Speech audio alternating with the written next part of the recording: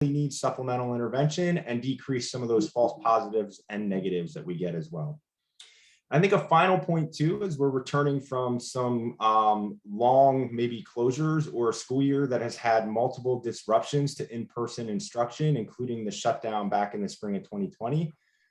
We know that many students, depending on their age and circumstances, probably have a lot of ground to make up, right? And again, class-wide intervention, and I believe there was an article on the National Association of School Psychologists webpage that I'm pretty sure was co-authored by Dr. Burns, on how class-wide intervention is part of a good return to in-person, hopefully full-time this year, instruction. So it's for those reasons that we really wanted to have a session highlighting class-wide intervention, all of its benefits, and how to implement this in your LEA. Is there any other comments, Jen, at this time? That was great, Drew. Thank you. Okay. And without further ado, then I'm going to introduce Dr. Matthew K. Burns, who is a professor of special education at the University of Missouri and director of the Center for Collaborative Solutions for Kids, Practice, and Policy. He has published over 200 articles and book chapters in national publications and has co-authored or co-edited 14 books. He is also a past editor of School Psychology Review and Assessment for Effective Intervention. Dr. Burns is one of the leading researchers regarding the use of assessment data to determine individual or small group interventions and has published extensively on response to intervention, academic interventions, and facilitating problem-solving teams. In addition, Dr. Burns was also a practicing school psychologist and special education administrator before becoming an academic, and served on the faculty of the University of Minnesota for 10 years and Central Michigan University for 5 years. He received the 2020 Senior Scientist Award from Division 16, that's the School Psychology Division of the American Psychological Association. So I thought I'm going to turn it over to you, Matt, okay? Great, thank you. Thanks so much, Drew. Thanks for having me and let me be part of this conversation. I really enjoy this. I enjoy the work Patton does. I enjoy seeing all the cool stuff going on in Pennsylvania. And I have a connection to Pennsylvania, a professional connection to Pennsylvania.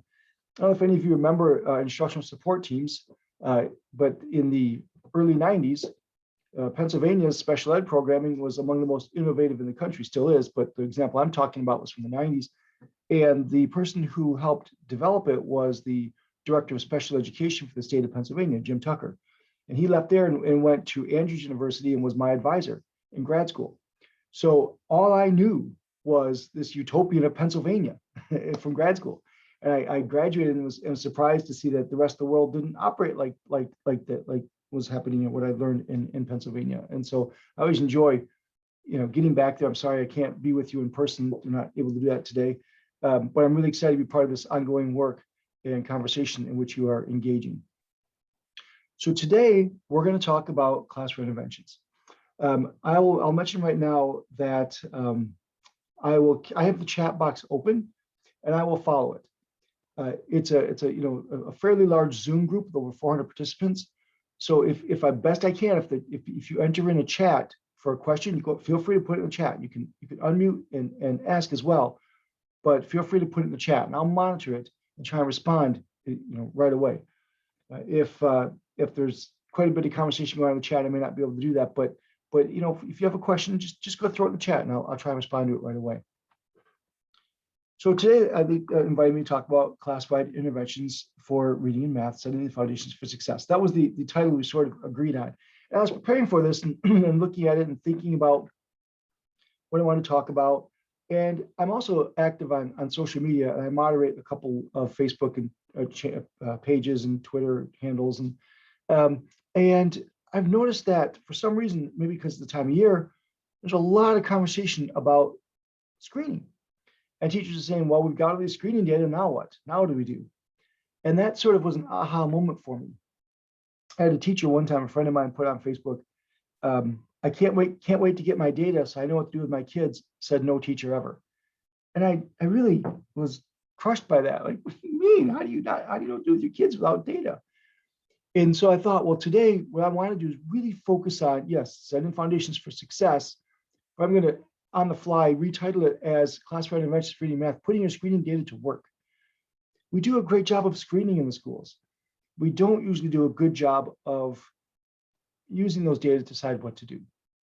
So I am going to talk about classified interventions and using the data to determine those, et cetera.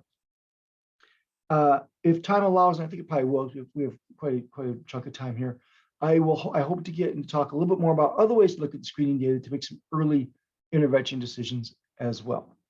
But today we're going to talk about classified interventions. This says to say, I've got a lot of material to cover today, so to save time, I won't be using vowels. Now, I'm not going to get to that, but we do have a lot to get through. My goal is for everyone to leave here with a basic understanding of a few classified interventions, when you would use them, how to implement them, and what you should see, and how they fit within the bigger picture of an MTSS framework. We talk, of course, a lot about MTSS, and as Drew was mentioning, we want to say 80%, 80% proficient, and you almost never see that. Well, what do? We're going to talk about that. So let's start by talking about special ed. This is all coming from special ed. And one of my favorite times in the history of special ed, we are in a very interesting time in the history of special education right now. I'm going to talk about this briefly because this is an MTSS initiative. MTSS initially came out of special ed. Now, when it came out of special ed, of course, we called it response to intervention. And response to intervention was the use of data to determine if a child responds to research-based interventions to identify a learning disability. And a few years ago, we started talking about, and the term RTI evolved to MTSS. And I love that shift because that shift went away from special ed to general ed. It became a general ed, three-tiered, multi-tiered system of support. Wonderful. Of which, by the way, RTI is only one. The other one, if you think of two major areas within an MTSS, RTI and PBIS, positive behavior supports, those are two extensions of the same construct. RTI is the academic side, PBIS is the behavior side, but they're both multi-tiered systems of support. So they both sort of came from special ed. So let's talk about why I think that came to be real briefly. In 2001, the President's Commission on Special Education convened, and they said, we have things we want to look at in special ed to make more efficient and more effective. So they went around all over the country, looking at data, talking to parents, talking to teachers, et cetera, and they made a couple recommendations. They said, we have got to reduce paperwork and increase flexibility. We're still waiting on that one. But they said, we have got to intervene first, identify and intervene early, service first, assess later. What they meant was, I wish they hadn't used the word assess. What they meant was, let's help kids and figure out if they have a disability later. I love that thinking. They said those that get counted count. Their point there was if we start including kids with disabilities in our accountability assessment systems, then we will start seeing resources follow. Resources follow the data. And I think they were right. Now, we can debate the validity of scores of kids with disabilities participating in these accountability systems, but I now walk into classrooms or schools, and I'll see teachers sitting around looking at data meetings, looking at data. And they might be saying stuff like, our kids who are English language learners aren't doing well. Our kids who are, disabilities aren't doing well. They may not have the answer, but they're asking the question. And that's allowed because of the data. I think it's happening because of the data. And that was not the case 20 years ago. In fact, if you'd have told me 20 years ago that teams of teachers would be sitting around in a room looking at data for hours at a time, talking about ways to help their kids better, boy, I would have taken that bet that wouldn't happen because that was a dream that 20 years ago. And so today we're seeing it happen. And then lastly, we've got to use special ed staff more effectively. They're highly trained people. We have to start using them more effectively. Okay, this was 2001. I'm going to show you some data. In fact, I want to do, no, I have to do it this way. Shoot. I'm going to show you some data. I'm going to set this up so I can see you and not the screen. I hope that works. We'll give it a shot. I'm going to show you some data. I'm going to show you a disability category, the number of kids diagnosed in 91, the number of kids diagnosed in 2001. So the 10 years that preceded the President's Commission. That's why I picked those 10 years. And the percent change. Okay. So I'm going to give you a disability. I want you to tell me if you think it's gone up or down. And I can see, I can see all of you, well, not all of you because it's too many of you, but I can see a large number of you. So I'm going to ask you to do is when I tell you the disability, I want you to tell me if you think it's gone up or down during that 10-year period. Okay, if you have your screen on, tell me up or down, okay? Starting with learning disabilities, do you think the number of kids with a learning disability went up or down during that 10-year period? What do you think? Okay, good. All right, seeing lots of people with their thumbs up. During that 10-year period, the number of kids identified with a learning disability went up about 28.5%. Now, I would have guessed more than that. Oh, people are chatting it too. That's great. Awesome. Thank you. I would have guessed more than that, but still up 28%. How about kids with intellectual disability, cognitive impairment, etc.? Up or down? Up or down? A little less certain about that. Some people now are saying down, some people are saying up, some people are kind of going like this, whatever. I'm not sure what that means. So during that 10-year period, the number of children identified with an intellectual disability went up 10%, about 11%. What I'd love to see, and they don't report the data that way, I'd love to see mild, moderate, severe. My guess is moderate and severe are down, but mild is up. But I don't know it to be true. It's just my guess, just on what I see in schools. How about kids with emotional disturbance, emotional behavior disorder? Is that up or down? We're a little more sure about that one, aren't we? The ups are flying through. Yeah, that one we're a little more sure about. During this 10-year period, the number of kids diagnosed with emotional behavioral disorder, emotional disturbance, went up 18%. Again, I would guess higher, but still. How about deaf-blind? Let me pause a second here, so I can say, okay, so people are starting to tweet or chat about the deaf-blind. The number of kids diagnosed with deaf-blind, up or down? I've seen a lot of these, right? And people are saying down, up. So during this 10-year period, the number of children diagnosed as deaf-blind is down 7.5%. How about other health impaired? Up or down? Up or down? Other health impaired. Again, they're flying in quickly on that one. Yeah, we're pretty sure about that one too. In many states, attention deficit disorder, yep, as Diane, as you scroll by, pointed out, ADHD. In many states, attention deficit disorder can fit in that OHI category. So during that 10-year period, the number of children diagnosed with other health impaired is up about 400%. All right, the big one. How about autism? Autism, up or down? So it's up. Everyone knows it's up. So someone, if a few brave souls, put in the chat what percentage you think that is up. What percentage up is that? How much did it go up? 30%? Thank you, Ann. Keep guessing, please. Do a few more. 25, 25, 600, 40. We're coming fast now. 100, 235, 40. Okay, good. I don't think I've seen it yet. It's going fast, but I don't think I've seen it yet. So during that 10-year period, these are all good guesses. I love people who guess like really probably trying to be extreme number. Oh, one came close. During that 10-year period, the number of children diagnosed with autism was up 1,354%. A few of you said 1,000. I think that was the highest I saw. 1,354%. Now, I can stop. I'm going to stop. Give me a second to situate my screen so I can see my screen instead of all of you. There. So when you look at these data, a couple things really jump out at me. First of all, the only one that went down, let me say this first. First of all, there were a bunch of kids in 1991 that needed help and probably didn't get it. In 2001, they did. And that's something as a special educator, we should be proud of. And I sincerely mean that. We're helping children. We're doing everything we can to help kids. We're giving them the most intensive intervention we have at our disposal to try and help kids. That's fantastic. But a couple other things jump out at me. The fact that deaf-blind is the only one that went down is just such a red flag. Deaf-blind, in my opinion, is the most objective and least subjective disability category. You can see or you can't. We can measure it. Now there's legally deaf, legally blind. I get that. So there is some gray there, but for the most part, you can see, you can't. And we know what that is. We know how to measure it. All the rest of the disability categories have some level of subjectivity to them.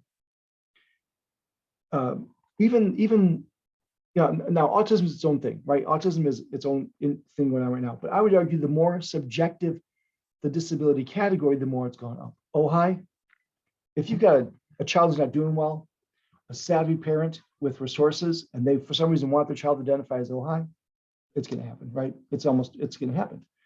So the more arbitrary or vague the criteria, the more I think they've gone up because we're trying to get kids help. But even intellectual disability, the IQ cutoff for intellectual disability is an IQ of 70 or lower. It used to be an IQ of 85. If you had an IQ of 85 or lower, you were considered, back in the time, mentally retarded. But we tried to identify people with disabilities, kids with a disability. We tried to provide support for those kids and grown-ups and adults. Ran out of money. So what did you do? When you're diagnosing 16% of the population with a disability, you're going to run out of money. So what they do? Get more money? No, just change the criteria. So they switched it to 70. Iowa still has an IQ cutoff of 85. So think about this for a second. If you live in Iowa and you have an IQ of 80, you have an intellectual disability. You are, forgive the term, I'm making a point here, you are what we used to call mentally retarded. If you have an IQ of 80, you move a few miles down the road to Missouri, and just like that, you're cured. Even intellectual disability has some level of subjectivity. By the way, why is the IQ cutoff in Iowa 85? Because the average IQ in Iowa is 115. Now, don't be impressed by that. It doesn't mean that we have really smart people in Iowa. It means that in Iowa, it's the state in the country with the least amount of ethnic and economic diversity. A bunch of middle-class white kids. And we know that, kids from different cultural backgrounds and language backgrounds or whatever score on average 15 points lower. Take those kids out of the equation, the average IQ goes up 15 points. And we are not doing the IQ cutoff is not 70, it's 2 standard deviations below the mean. The mean is 100, a standard deviation is 15. 2 standard deviations is 30, 100 minus 30 is 70. In Iowa, if the mean is 115, 2 standard deviations is 30, 85. They're doing the same thing the rest of us are. It's just shifted up a little bit. But even intellectual disability has some level of subjectivity to it. These data remind me a lot of Prokistis's bed. Education in this country is a lot like Prokistis's bed. Prokistis, back in Greek mythology, I might be saying it wrong. Prokistis had this bed, and it was between these 2 major cities. By the way, I stole this story from Jim Tucker a long time ago. So if you've ever remember Jim, he probably uses this analogy as well. I stole this analogy from Jim. It's a lot like that bed. So Prokistis had a giant mansion between 2 major cities in ancient Greece. And as you walked back and forth between them, which took several days, and it was dangerous, there was no water, etc., you were invited to come into this beautiful mansion. And you could have all of the world's greatest wine that you wanted to drink. You could eat all that you wanted from this incredible, largest buffet of food in the world. And you're allowed to spend the night in the world's most comfortable bed. With one catch, you had to fit the bed.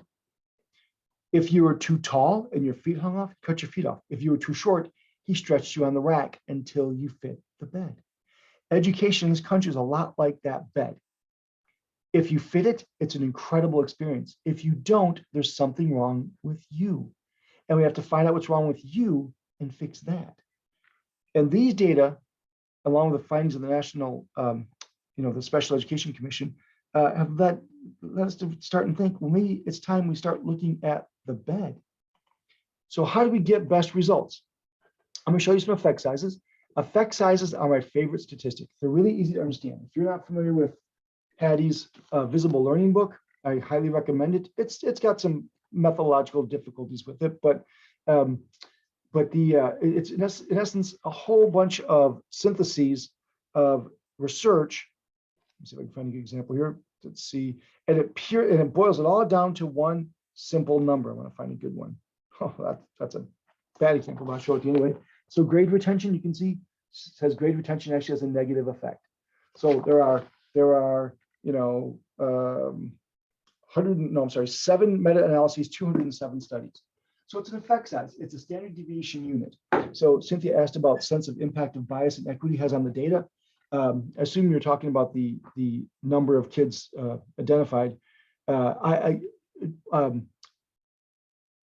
is a reasonable hypothesis in that we are seeing, in issues of equity and bias, increase the number of children of color, et cetera, being diagnosed with a disability, and the number of children of color has gone up in this country. But the point I want to make is it's gone up in uneven amounts, right? So that's the more subjective, the more it's gone up. But your point's well taken that the total increase could be due to issues of bias and inequity. But then we'll talk about effect sizes. So effect size means a standard deviation unit. So you take the kids that got the intervention, take their average. The kids that didn't get the intervention, take their average. Subtract the average of the kids that didn't get the intervention from the average of the kids that did, and divide by the standard deviation. So it's a standard deviation unit. This means the kids that got the intervention did 0.8, standard deviation is better than the kids that didn't, regardless of the measure used, or a 0.5 or a 1.7, whatever. So it's a standard deviation unit. All you really need to know is 0.8 is considered a strong effect. 0.8 standard deviation increase, treatment over control is a strong effect. 0.5 is okay, it's a moderate, and 0.2 is weak. Okay. All right, so let's look at some interventions for kids with learning disabilities in reading, starting with explicit instruction and reading comprehension. Teaching main idea, inferencing, etc. Large effect. Works quite well. Explicit instruction in sounds, direct instruction, read mastery, all those other different programs. Large effect. We've known for a long time teaching kids explicitly their letter sounds actually works pretty well. Psycholinguistic training, finding that cognitive process that's broken and remediate it. Well, it's got a moderate effect, small to moderate, but I think that's even actually too high because some of the interventions are things like match a visual stimulus with an auditory cue. So you show them the stimulus like this and you say that's T and it says T. Well, that's not psycholinguistic training, that's teaching kids letter sounds. But we know for quite some time that psycholinguistic training, et cetera, has small to maybe moderate effects. My personal favorite is modality training. Well, one of my personal favorites. If they're visual, teaching through the visual mode, auditory through the auditory mode, kinesthetic, the old learning styles. It doesn't work. It's a myth. How that myth ever got started, I don't know. I wish it would go away. I don't know why it hasn't. Clearly, research has shown over decades that the learning styles idea just doesn't work. Again, I don't know why this is still in play, but it is. Now, don't hear me say multimodal instruction is bad. I'm not saying that. It's good. It's very good, of course.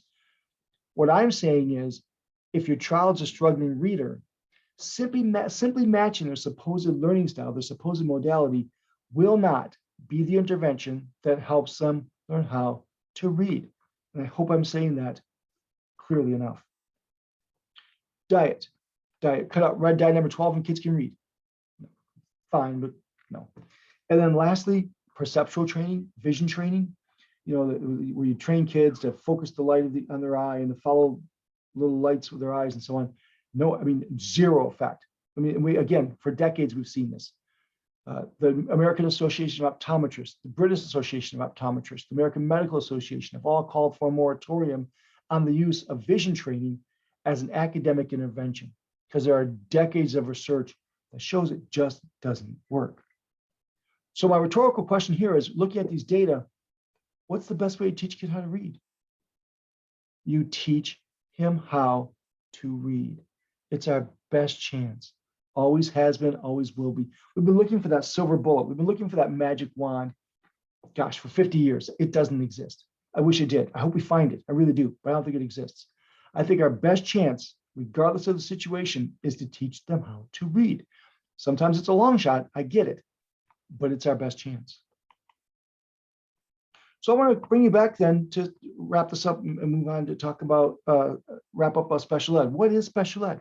There is a definition of special ed, and it's actually never wavered. It's been reinterpreted slightly, but the definition has essentially stayed constant, which is individualized instruction, there we go, at no cost to the parents or guardians to meet the unique needs of a child with a disability. That's it. And what I'm worried about is we've moved away from individualized instruction for unique needs to address programs of instruction for categories of need. I'm the LD teacher. I do work in Gillingham. That's programs of instruction for categorical needs. In fact, I think we should move to individualized instruction at no cost to parents and guardians to meet the unique needs of a child, period. All kids have unique needs. Some have disabilities, but most don't. But we are at the point now, again, getting back to looking at the bed instead of the kid. Maybe we get back to what special ed is and stop thinking about special ed and start thinking about education that is special. If you're doing individualized instruction at no cost to parents or guardians to meet the unique needs of a child, you're delivering education that is special. And that's what I want to get to. And that's what I think the goal is. And that's why we do MTSS. That's the goal of that, the multi-tiered system of support. Now, I'm not going to define spend time on that because this group, I assume, knows that. But I use a definition that's slightly different than what others may use. My definition is the systematic, three things: systematic use of assessment data to most efficiently allocate resources to enhance learning for all kids. So systematic use of assessment data, oops, there we go. Systematic use of assessment data to most efficiently allocate resources to enhance learning for all kids. That's my definition of it.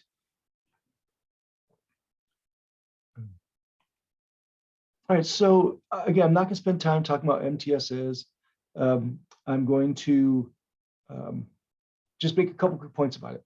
I'm assuming people are familiar with the triangle. I'm not going to talk about that, except to make this point.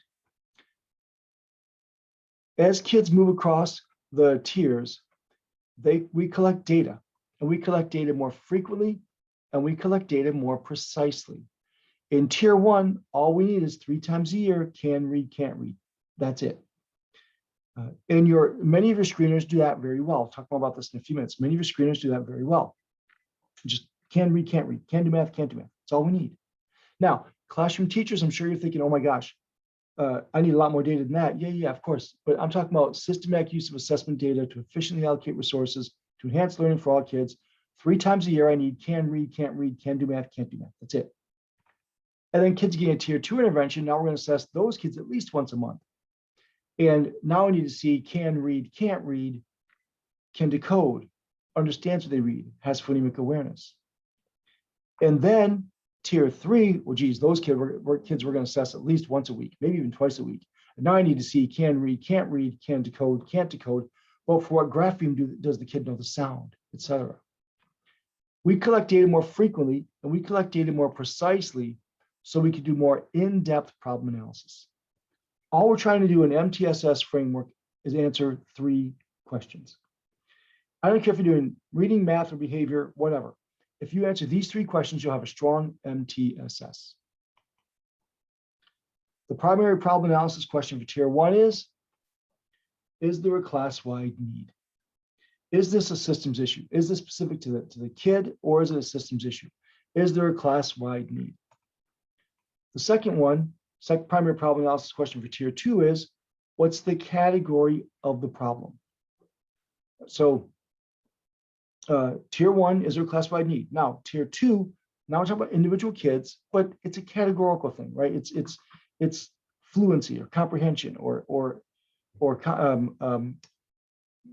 basic fact multiplication, something like that. So now it's individual kids, but it's a low-level analysis.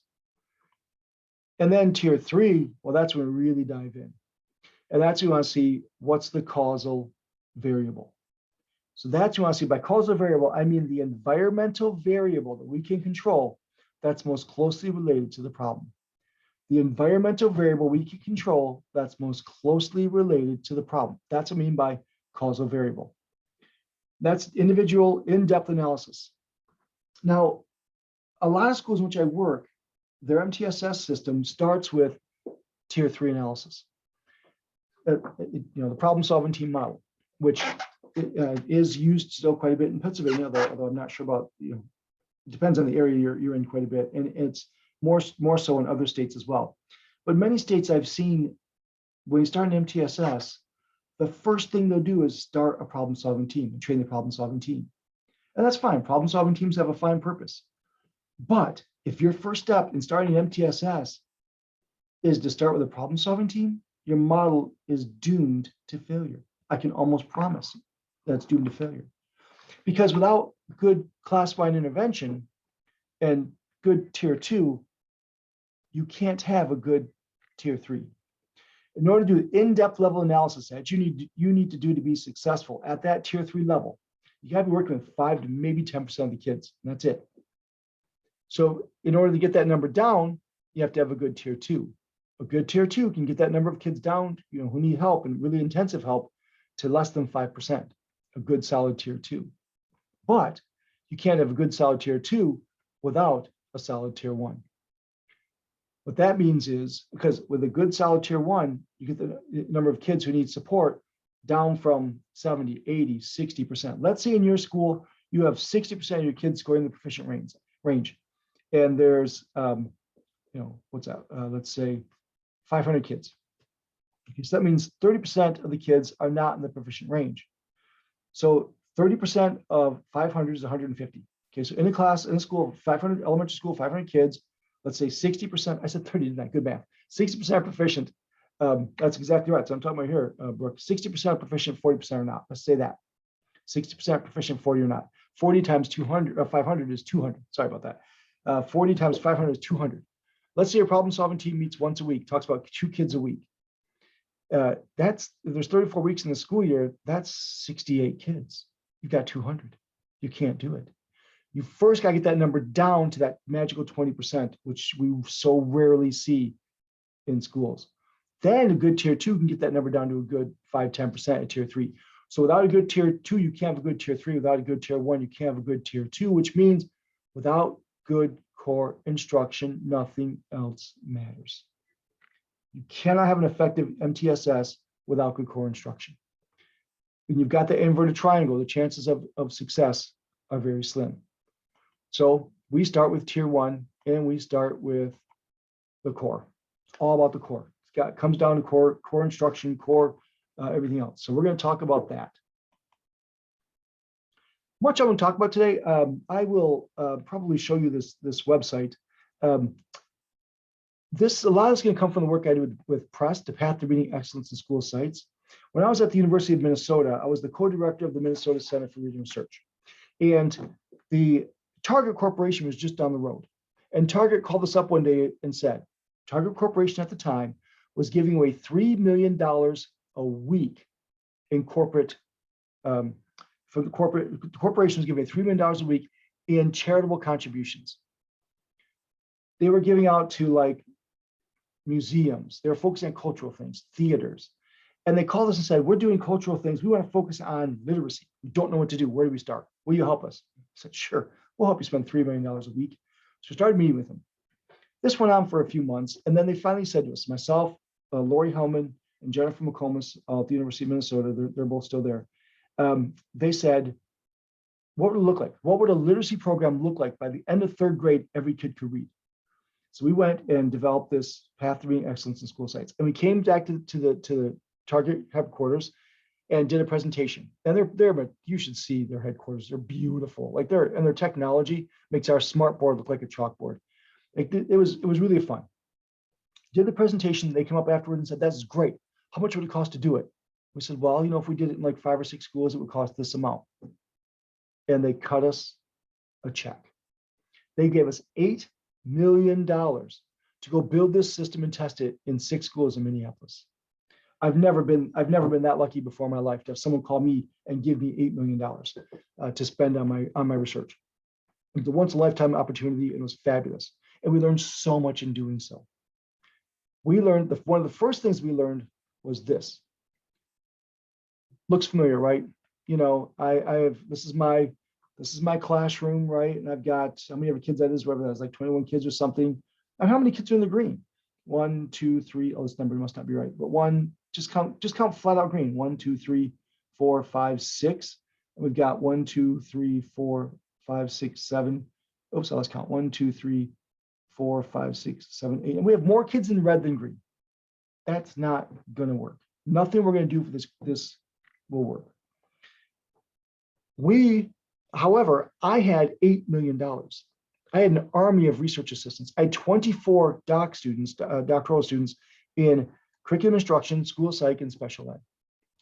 And if I saw a situation like this where I needed to do an intervention with 15, 20 kids per classroom, I had the resources to do it, and we did it. And here's what we found. After doing this from fall to winter, we were doing interventions, running small group interventions, and the kids were doing great during the intervention. Monitor progress, kids are doing great. Came and did the next winter benchmark, and the number of kids who scored in the proficient range did not go up. And we were crushed. We thought, oh no, what are we going to do? We have $8 million. This has to work. And it hit me. I've been saying this I was drunk with resources. It's the only time in my life I've actually had too many resources. It hit me. Without good core instruction, nothing else matters. How could I forget that? I've been saying that for 20 years. How could I forget that?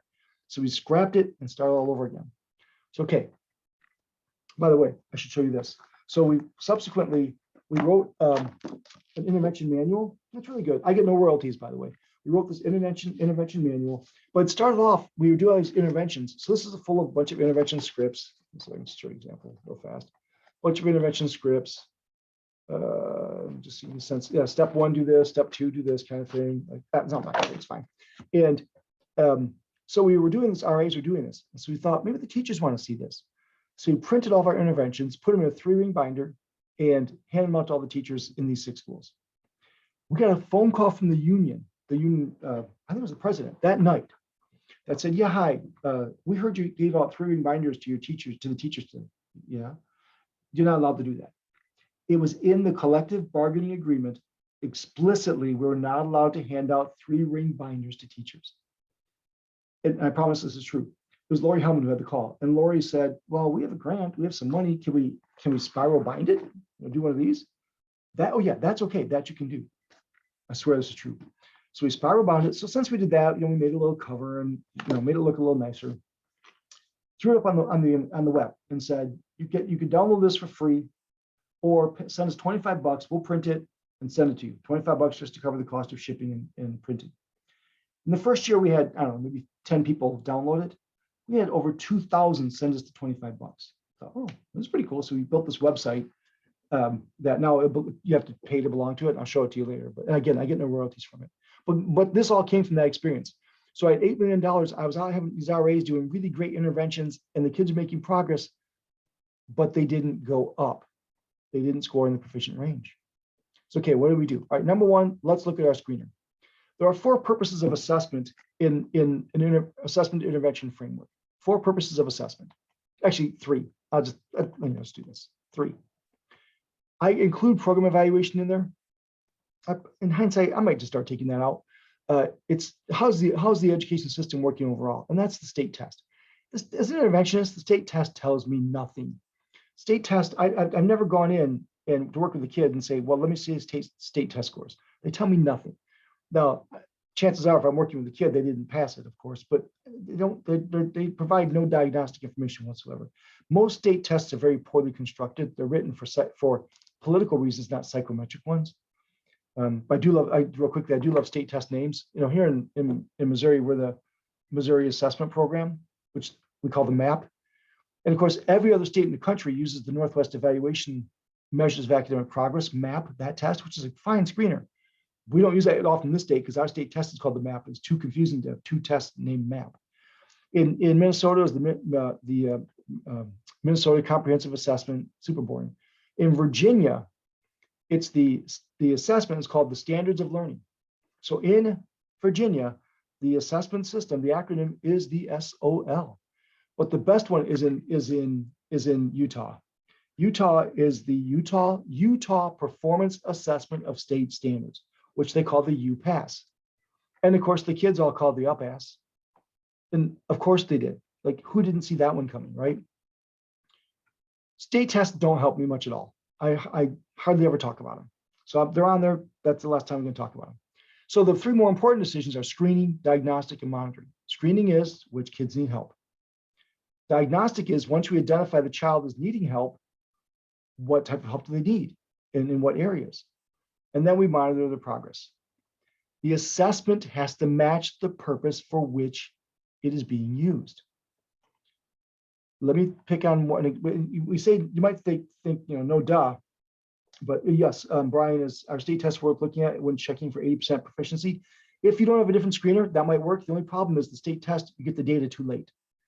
If you're getting the data in the fall or the summer after the school year ends, it doesn't matter what the data show. So while I agree, if you don't have a screener, a state test can show you an overall level of proficiency, which may help for curriculum development, other things, certainly. But as an interventionist to help individual kids, I don't get the data soon enough. But let's look at the Fontes and Pinnell. Now, I don't know if your districts are using that. I don't mean to be critical of it, but I'm going to make one quick point. So here we have 3 assessments. We gave 900 kids. We have the measures of academic progress, which we use as our criterion, the MAP, the NWA, not the Missouri State test. This was not done in Missouri. Then we have two other tests. This is Ames-Webb, CBMR, or reading fluency. And this is the Fontes and Pinnell. Now, Fontes and Pinnell, when it came out, I do research at instructional level.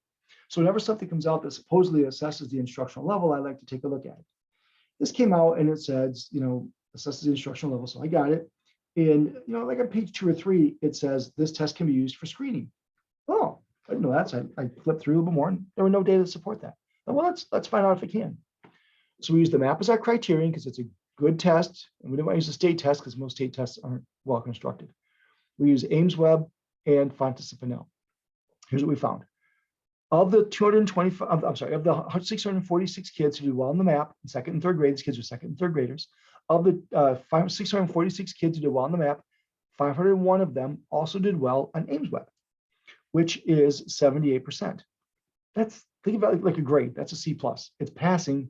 It's not great, but it is passing. But I'm much more worried about this. Of the 322 kids who didn't do well on the MAP, 276 of them also did not do well on Ames-Webb, which is 86%. Much better, solid B to B+. Wouldn't mind even be a little higher, but certainly that's good. I'm more worried about identifying struggling readers than I am identifying kids who are good readers. You want to have good accuracy in both, of course. But if I have to accept the trade-off, I want higher accuracy here to accept a little lower accuracy here.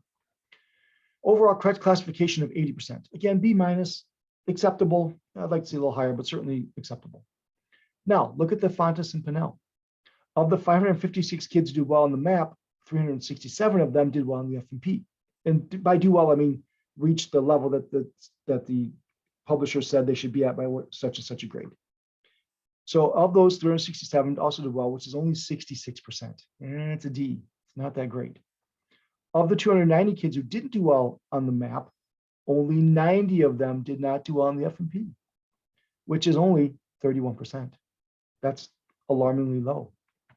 Overall correct classification of 54%, which means you can buy this test for hundreds of dollars or how much it costs, thousands of dollars. You can train all your teachers, take 20 or 30 minutes per kid to administer it, or just give each teacher a quarter. And you'll get it right just as often. Now, here's why. Here's why I think that's the case. I'm not bashing F&P. I don't intend to be doing that because I do think it has some utility, but it was not designed to be a screener, period. It was designed to help deliver instruction. Now, I do think we get too hung up in the score. Like the score for the F&P has a standard error of measure of ±2. They don't report that, but analysis I've done, which is not published, but showed ±2. So, an M is somewhere between a K and a, it's always tough for me to do the alphabet backwards like that. Somewhere between, what did I say, M, between a K and an O. K to O are equivalent scores on the F&P. So if I have two kids sitting down and well, let's say it this way. If I have a kid who goes from K to an O, and think, hey, wow, isn't that great? That's great growth. No, they're psychometrically the same score. And the alternative is true too. If I have two O's sitting down together, well, this O might actually be, an M, and this O might actually be an R. So they're actually different and their needs might be different. So don't get so hung up on that score. As an interventionist, if someone asks me to come work with a kid, the very first thing I'm gonna have them do is read to me. That's from grade level material. Absolutely, first thing I'm gonna have them do, invaluable data.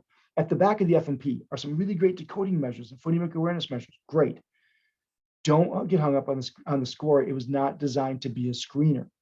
MAP, STAR reading, STAR math, MAP for reading, MAP math, Ames-Webb, Dibbles, FastBridge, those were designed to be screeners. Now, they don't provide you terribly rich data, but they don't need to. They're screeners. Diagnostically, now we want to see which kids need what.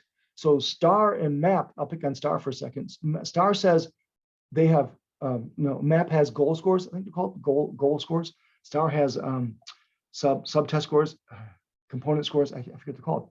But it's something like, you get your overall screener and then you get a score in literacy, scale scores. You get a score in phonemic awareness, something like that.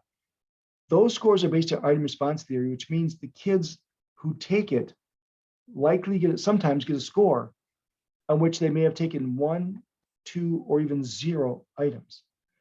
So those goal scores, those strand scores tend to be pretty unreliable for individual kids. You're a classroom teacher, you want to look at your classroom and say, wow, my kids are scoring low in phonemic awareness. I got to do something. That's great, because then that's a group score. Those are more stable, those are more reliable. But for an individual kid, those scores tend to be a little less reliable. And so if you say, wow, my kids scored low on phonemic awareness, I need to deliver intervention for that based on a goal score or a subtest score of some sort, there's a good chance that decision is based on measurement error, not the actual kid's performance. So once a kid is identified as struggling in an area, or struggling for reading and math, we then get more specific skills to measure. And then we monitor the progress with CBM. You can't beat CBM to monitor the progress. Now, STAR will tell you can use to monitor the progress, as will MAP. And by the way, MAP does have a new tool out. They have MAP growth and they have MAP skills. MAP skills is designed to be diagnostic. It does a much better job of that. It's a good diagnostic tool, in my opinion. They also have different progress monitoring tools. But if I'm going to monitor progress, I need to collect those data once a week or every other week, not every 6 weeks, which is what you need to see growth on something like STAR. Yeah, I would argue screeners like STAR are fine, or STAR early literacy I don't love as much as STAR reading. The younger kids, I think you're better off to use different screeners, Dibbles, FastBridge, AimsWeb, etc. But anyways, we have to determine what we're using, the purpose, how we're using these data, and the assessment has to match the purpose for which we're going to use it. So you got to get a good screener. Fontes Pinnell is not a good screener. MAP is, STAR is, AimsWeb, Dibbles, FastBridge, those are designed to be screeners. How about spelling? Spelling has become such a hot topic right now. Spelling is still, the individual use of STAR scores for individual kids. The overall score will tell you a good reader or not. That's good. The individual subtest scores for your classroom can tell you some really useful information. But for individual kids, I don't even look at those scores. I look at the overall screener, and that's it. But what about spelling? With the decoding dyslexia movement and the decoding laws in the 39 to 40 states that have them now, spelling is identified as a screener. But here's the thing with spelling. It's a terrible screener. Pretty much any kid who struggles with decoding is a bad speller. Almost all. But there are a bunch of kids who spell very poorly who decode just fine. So spelling doesn't function very good as a screener. It is, however, a good diagnostic tool. So once a kid identifies struggling in reading, looking at their spelling data might help you identify if they have a decoding deficit or not. And the one I use is quite a bit is the Words Their Way Developmental Spelling Inventory. It's free online. Google Developmental Spelling Inventory. Throw Words Their Way in if you have to. Words Their Way Developmental Spelling Inventory. It's free online if you don't have it. And it's a fine spelling tool for kids who score low to see what their spelling skills are at, to see if they struggle with decoding. Again, but not a good screener. High school is a different animal. Most schools use MAP and STAR because those predict better, both state test scores better than a lot of CBMs we do. So STAR and MAP. However, at the high school, we're seeing a push to use other types of data to screen. If you have a kid who's in 10th grade and he's been in your district the whole time, do you really need a screener to tell you he's a struggling reader or not? So things like grades, attendance, ELA grades, those types of things can be actually as accurate as a screener as any test you give. But if you're going to use a test for whatever reason, one of which might be for new kids who move into the district, STAR and MAP are probably the best ones to use at that level.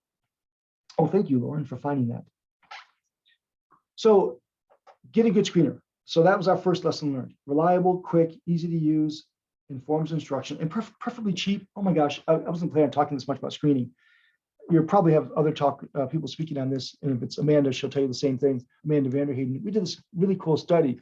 We looked at a bunch of school districts across the country and see how many screeners they did, and did it really help? And we found some benefit for screening, of course, but we found some harm from screening as well. And we found schools doing as many as 9 screeners per time. And I'm not making that up. It was crazy. And so, if you're doing, schools are doing STAR, FMP, and CBM, for example, my advice is look at the 3 of them. If they're identifying the same kids, pick the cheapest one and use it. If they're identifying the same kids, pick the cheapest one and go with that one. I think we do too much assessment and not enough decision making in schools. So if we spend all our time collecting the data and never use the data, it don't really help.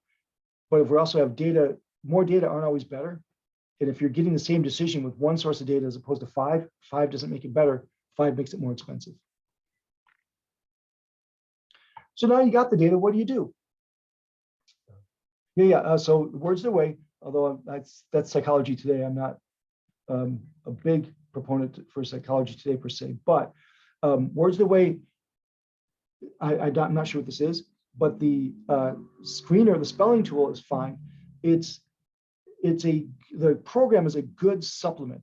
If you're doing decoding instruction, et cetera, then you use that to have them practice sorting and sorting by phonemes, et cetera, and graphemes, et cetera. That's great, but it's not a very good instructional approach, I would argue, in and of itself, by itself. But there's been 4 studies I know of that studied it, found positive effects, but all of them used it as part of a comprehensive decoding program. So now you've got the data, what do? Well, you gotta have a good PLC.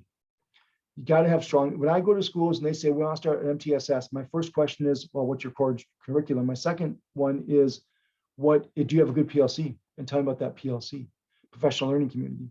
At the high school, middle school, it's usually, well, no, at the high school, it's discipline teams, the ELA team, the literacy team, et cetera. Middle school is I love you middle school people. My degree is my PhD is in ed leadership, but because I thought I wanted to be a principal or a superintendent when I grew up. So I became a special ed supervisor for 1 year and concluded that could be the worst job in the world. So I did that for 1 year and stopped and went to academia and been happy ever since. But before that, I was a school psych, obviously, and as Drew I think mentioned, but when I got my degree, my EDS in school psychology, because it was from the College of Ed, all of us had to do a student teaching experience. Well, all of us school psych students kind of blew it off and took our student teaching experience during the summer, because it was 8 weeks instead of 15 or something. Well, the summer school program this year, so we had to do a summer school, was at a middle school. So I student taught at a summer school, middle school program, a middle school summer program. How I thought middle school, summer school was blowing it off, I will never know. I've never worked so hard in my life and learned so much from those kids. But here's the problem. Middle schools are so unique. I walk into a high school anywhere in the country, I know what to expect. I walk into elementary school anywhere in the country, I know what to expect. I walk into a middle school, I could walk into two middle schools in the same district, and they can be very different. So I tend to talk about elementary, tend to talk about high school, and middle school folks, you got to just pick which one works for you. So elementary school, it's oftentimes PLCs. High school, it's ELA or some sort of your department team. Yeah, I agree, Deborah, that if a kid moves in, that's the main reason you use a screener at the high school level. So I would argue this PLCs, we have to be looking at data. In fact, let me show you this. I'll come back to that point in just a second. So I advocate for meeting once a week as a PLC. It doesn't have to be very long, by the way. It does not have to be very long, but meeting once a week. Oh, once a week. That's what I said, once a week. So 4 times a month. And we use this model, but there are other ways to do it. We say twice a month, do whatever the grade level team wants to do.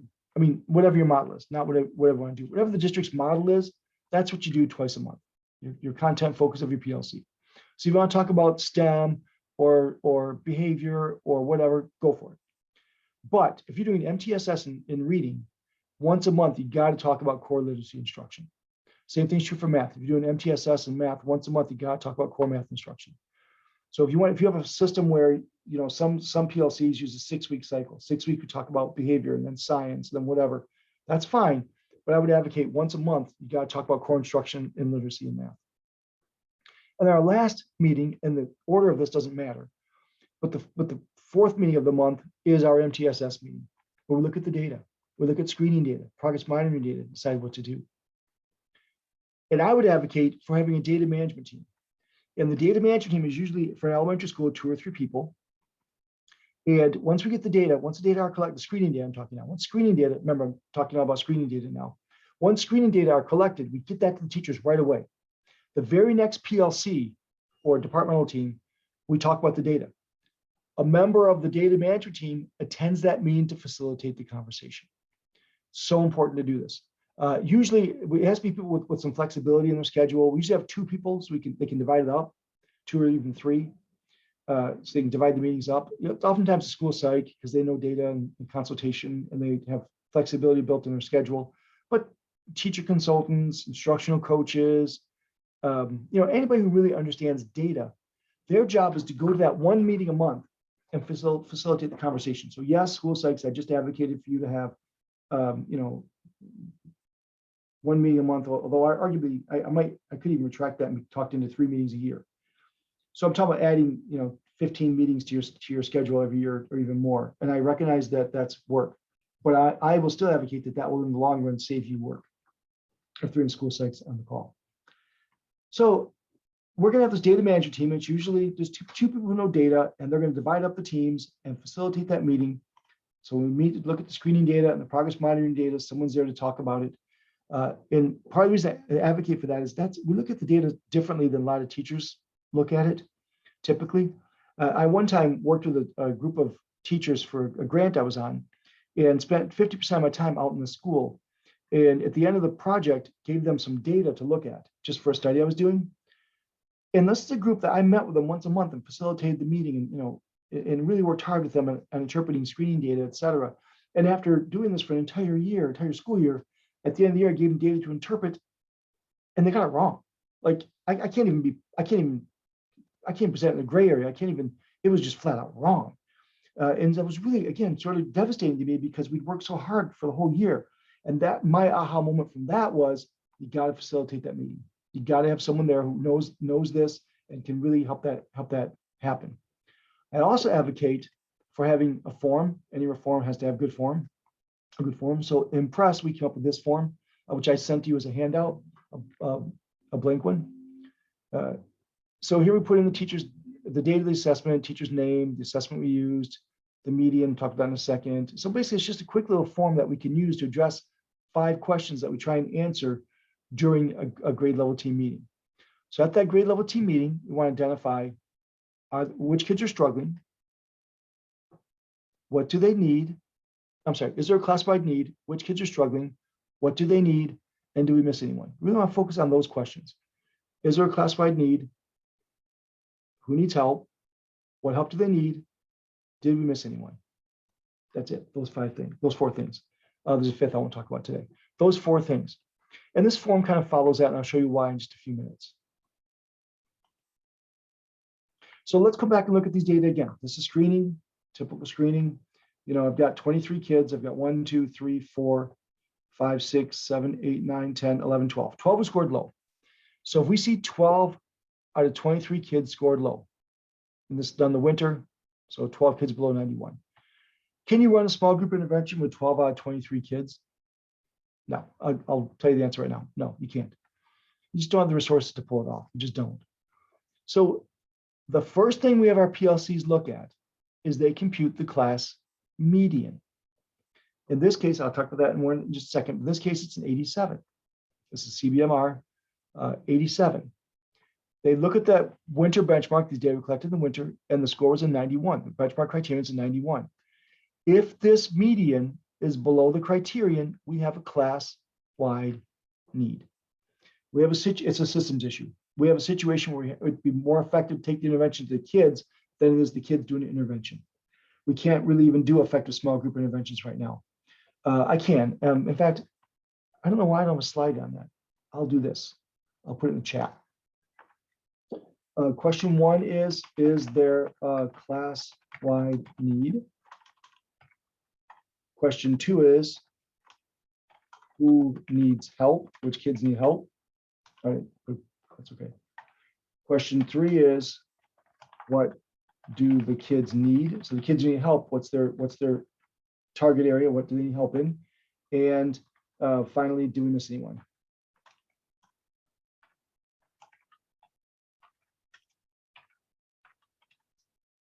So these screeners have 85, 90% diagnostic accuracy, which is quite good. That means they're wrong 10% of the time. Your best case scenario is 10% error. So you gotta make sure. I talk about looking at the kids in the margins. So your kids who score just above it and just below the cut point, look at those kids, talk about them, and make sure you don't miss any kids. So is there a classified need? So in this scenario, with the class median below the benchmark criterion, we have a classified need. Doesn't matter what measure you're using. If you're younger kids and you're doing, here you go, letter sound fluency, for example, just to pick one, The median here is 14. 20%, criterion is 20. If the median is below the criterion, you have a class-wide need. If the median score is below the criterion, you have a class-wide need. I don't care what the measure is. If it's star and your median is 380, I'm making these numbers up, and it says in the fall, it's done in the fall, and the median is 380, and it says you're supposed to be at a 420, you have a class-wide need. If it's MAP, same thing. Doesn't matter what it is. And MAP and star and FastBridge and Amesweb, by the way, in their report will give you the median. You have to go and tell it to, and I'm sorry, I don't know how to do that, but it'll do that for you. I'll show you how to compute it in just a second. It's super easy, but they'll do it for you. So if the median, in this case example of 87, is below the criterion of 91, you have a class-wide need. If the median here of 14, below the criterion of 20, you have a class-wide need. Yeah, that's right, putting Band-Aids on a sinking boat. But again, yes, you'll see exactly what we saw, which is the kids got intervention, were doing great, but the number of kids who score proficient didn't go up. Without good core instruction, nothing else matters. And besides, you don't have the resources. What school out there can run small group interventions for 12 out of 23 kids for half your population? You can't. You know the resources. And if you do, you can't do a good job. If you try and do it, you can't do a good job. You're doomed to failure. So George asked, what's the criterion? The criterion is whatever assessment you're using, the benchmark standard. So let's say this is CBM. So let's say this is FastBridge. FastBridge says in the fall, there should be a 70, the winter 91, the spring 109. So the median is 87. It's below we did in the winter, it's below the winter benchmark of 91. So the criterion is whatever it is that it says, the publisher says your criterion is. Okay. Yeah, similar for math. Same rule of thumb about class median. I'll show you some of the examples of that in just a few minutes. Yeah, I should have said this right from the get-go. I'm going to talk about reading first, and then come back and talk about math after that. How do we justify to teachers that it's class-wide when some students are scoring well above? Just sheer numbers. Just think in terms of small groups. You can't run a small group intervention with this many kids. Depends on what the criterion is. So the criterion would be the raw score or for achievement over the 25th percentile. If that's what the district has set as your criterion, or the publisher has set as the criterion of the 25th, then yes. Otherwise, it's the 40th. Oftentimes, it's the 40th. It just depends on what your publisher for the screener that you're using and your district decides where this is our criterion. So what if in fall, the criterion to be identified as drug limiter for star is like in third grade is like a 320. Let me do that number up. It's roughly that. So if the class mean is a 300, it's below the criterion and you have a class-wide need. Yes, Acadians uses 40%. So we have to compute the class median. Again, in your data management team, really, I said two people know data. They should also know your assessment system really, really well in your data management system. Canvas or what's the other one they use? It doesn't matter. But the other really strong data management systems. They have to know how to use those. So during the meeting, if they say, how do we get that data? They're the ones that can figure it out, okay? So we find the class median. I'll come back to the enriching thing in just a minute. But I'll freely admit right now, I don't know squat about enriching. Like I work with the struggling readers, good readers baffle me. They make no sense whatsoever. So I'll talk about that in just a few minutes. So the class median, it's easy when it's an odd number. In this case, I think it's 21. You take the middle score. So if it's 21, there should be 10 above and 10 below. Okay. So we'll see 1, 2, 3, 4, 5, 6, 7, 8, 9, 10. Just rank order the kids, 10 above, 10 below. So we have 10 here, and then 1, 2, 3, 4, 5, 6, 7, 8, 9, 10. So the score in the middle, 10 above, 10 here, and 10 here is a 92. The winter benchmark, according to Amesweb or Dibbles, whatever they're using, is 101. So this would be a class-wide need. Okay, the class median is 92. Now I know all the fourth grade teachers, whatever it is, are out there rolling their eyes right now saying, I'm teaching this in a couple of weeks. I get that, but, and I always feel I should have said this too, I always feel condescending showing teachers how to do median because they know it and they teach it, but every time I've done it, I give teachers data to look at, they go to sit down at it and they go, oh, wait a minute, what do you do if it's even? I've forgotten. So I like to spend 10 seconds to review this. If it's an even number, it's another step. You have to rank order it again, and then take the two middle scores. So equal, same above, same below. Take the two middle scores and the average of those two. So in this case, 62. Spring benchmark for this grade is a 90.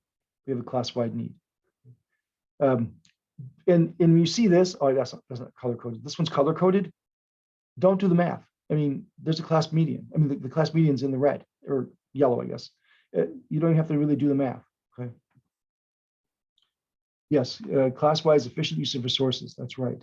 Good. So if I see a class-wide need, we have our screening data, our PLC sees a class-wide need. First thing I'm gonna do is we're gonna start talking about good core instruction. If you're not familiar with the IES practice guides, I really encourage you to check that out. It's right here. See it? IES practice guide. It's from the What Works Clearinghouse. And I'm not a big fan of the What Works Clearinghouse. I think much of what they tried to do hasn't worked terribly well. It's more like the What Doesn't Work Clearinghouse. But they did this, and this is good. They took a bunch of researchers around various topics, and they wanted to see what does the research say is best practice. What should we do? And they wrote it for teachers and other practitioners. It's written in very practitioner-oriented language. Basically says, do this, do this, do this. And there's a whole bunch of them. One on foundational skills for reading, for understanding, kindergarten through third grade. One on improving adolescent literacy. So in the secondary level, get this one. Just Google IES practice guides. You get a whole bunch of them. And they're free. They're free PDFs you just download and use. So if I see a class-wide need, I'm going to go to the IES What Works Clearinghouse practice guide list and get a whole bunch of them. Thank you, Kristen, for bringing those up. There's a whole bunch of them, and I highly recommend them. There's some good ones on math. I should put a math one up. I'm sorry I didn't. There's other good ones on literacy. There's one on running an MTSS as well. They're really good. So if I see a classified need, our PLCs will download these and start talking about them. But we also need to do a class-wide intervention right away. Because this conversation here, we have to have it. Whoever said earlier, we can't use Band-Aids. We have to fix something.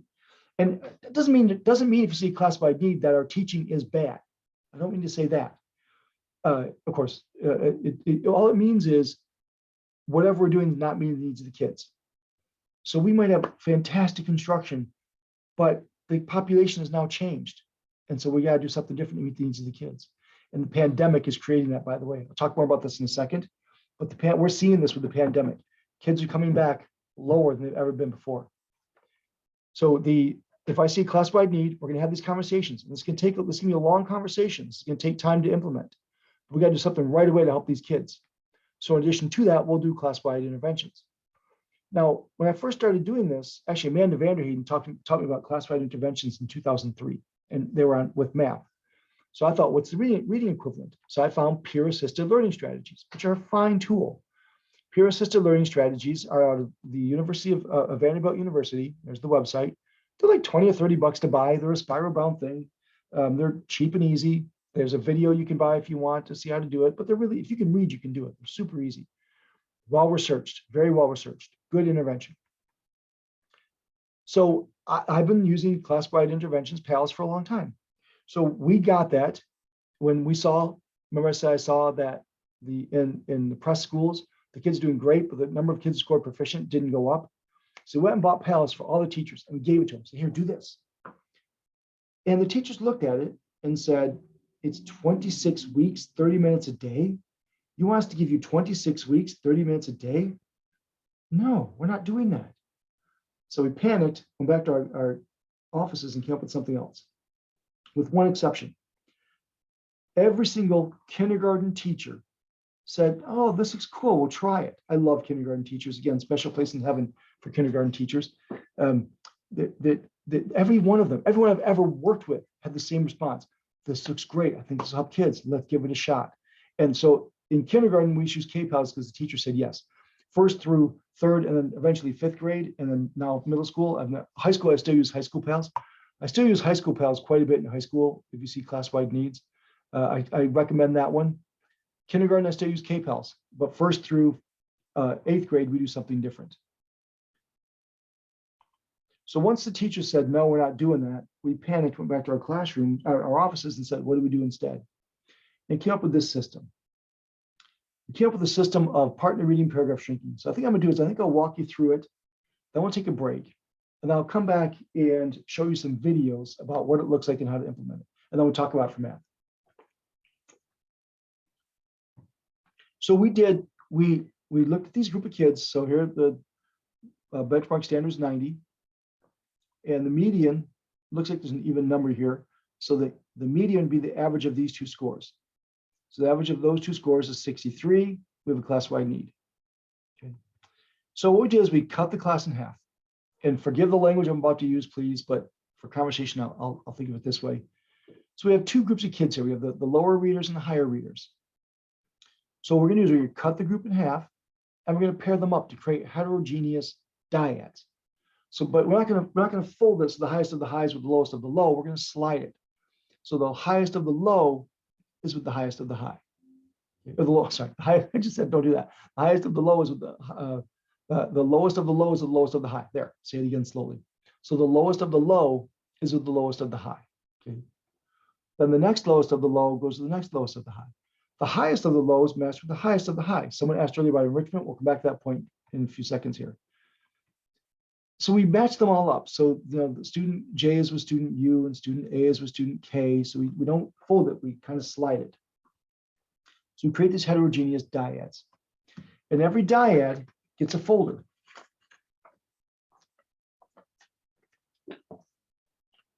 So we make a bunch of folders. So it says team A, team 1, team dinosaur, team whatever you want to call it. I don't care. Reader 1, reader 2, and the kid's name. Okay, so everyone gets a folder. So we cut the group in half, create these dyads. Every dyad gets a folder. So team 1 might be student A and student K. Team 2 might be student B and student L. And team 10, I think in this case, would be student J and student U. So you see we have reader 1, reader 2.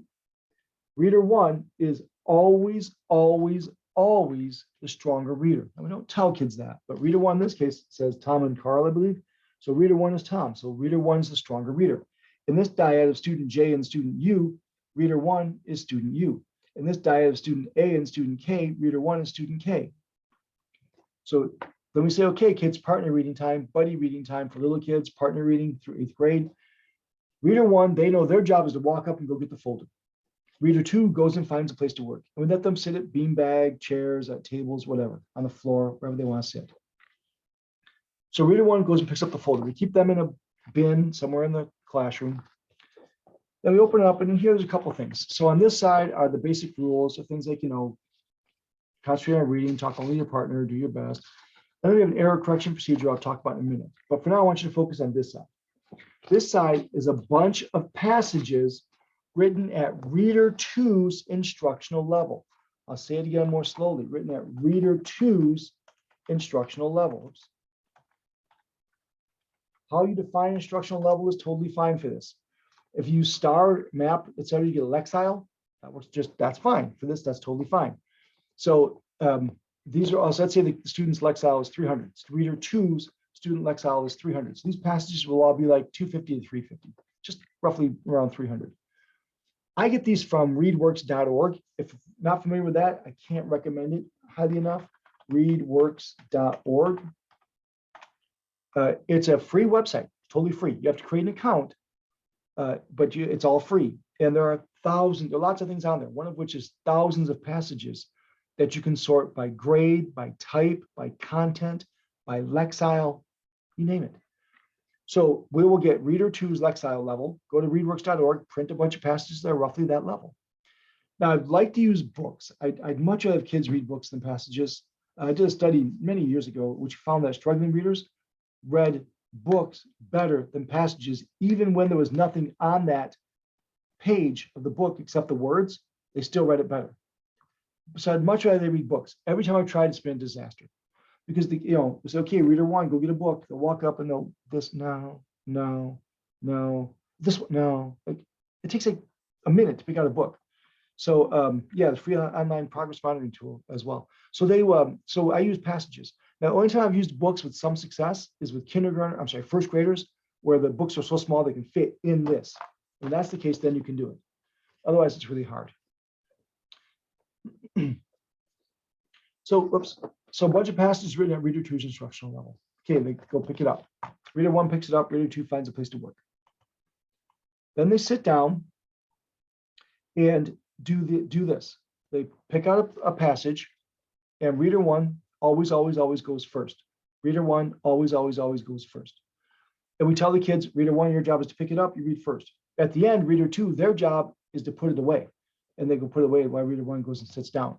That's just the job we have. That's just your assignment. They don't even know why, just your assignment.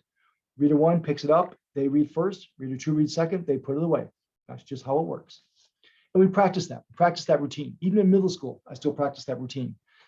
We have reader one practice picking it up. It should only take less than a minute for all the kids to get their stuff and start working. It should take less than a minute without running and being crazy.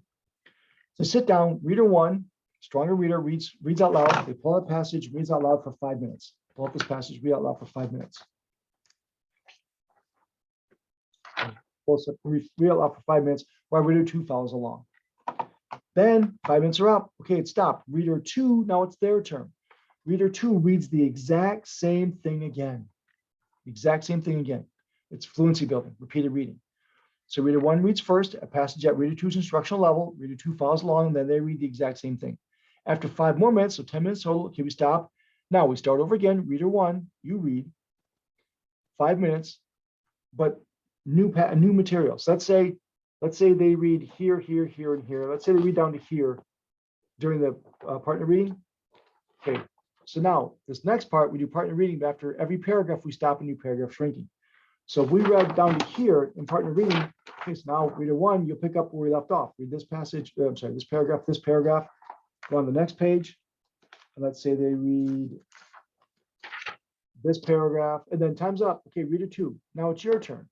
Reader two picks up where reader one left off. So first part is fluency building, read it again. Second part's novel text. So they pick up where they left off. And after every paragraph, they stop and do paragraph shrinking. Talk about paragraph shrinking in just a second. Hopefully that makes sense. I'll kind of pause for a second. I'm going to take, as I said, we'll take a break in a minute here, but same thing. Read this, reader one, then reader two. Then reader one picks up where reader two left off. This paragraph shrinking after every paragraph. And then reader two picks up where reader one left off. This paragraph shrinking after every paragraph. So 20 minutes of reading out loud. Reader one first for 5 minutes. Reader two, then for 5 minutes, reading the same thing. Reader one goes again, novel text, new text, does paragraph shrinking after every paragraph for 5 minutes, and then reader two picks up reader one left off, novel text, paragraph shrinking after every paragraph.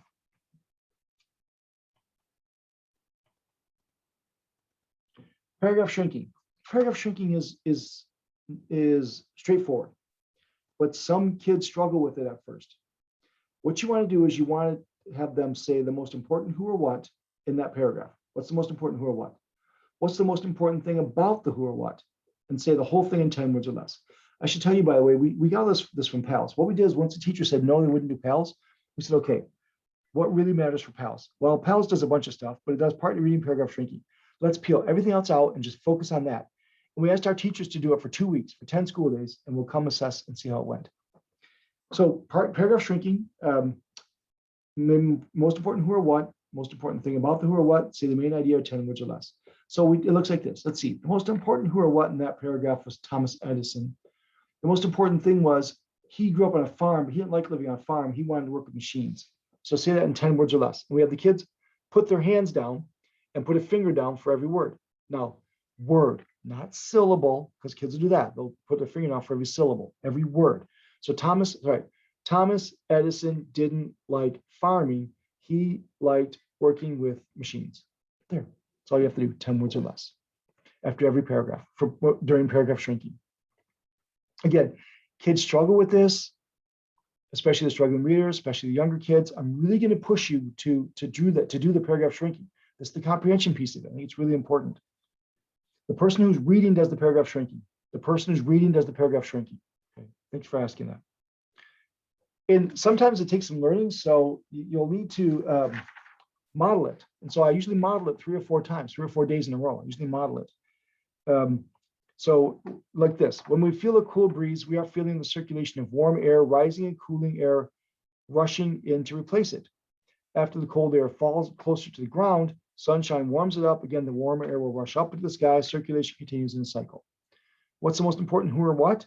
Well, it's about the most important who or what is circulation from warm air. Say it in 10 words or less. Warm air goes up, cold air in, leads to circulation. Great, that's all you need, okay? But you gotta model it, lots of metacognition. Don't be afraid when you're modeling it to make mistakes. Don't be afraid to go. Thomas Edison didn't like living on a farm. No, that's too many. Thomas Edison didn't like farming. He liked working with machines. Like, don't be afraid to do that. Just statement's a very similar idea. Yes, just statements, pretty much I teach the literacy methods here at Mizzou and the undergrads and graduates, and pretty much every intervention I teach involves a just statement or a paragraph shrinking. It's very similar, same idea.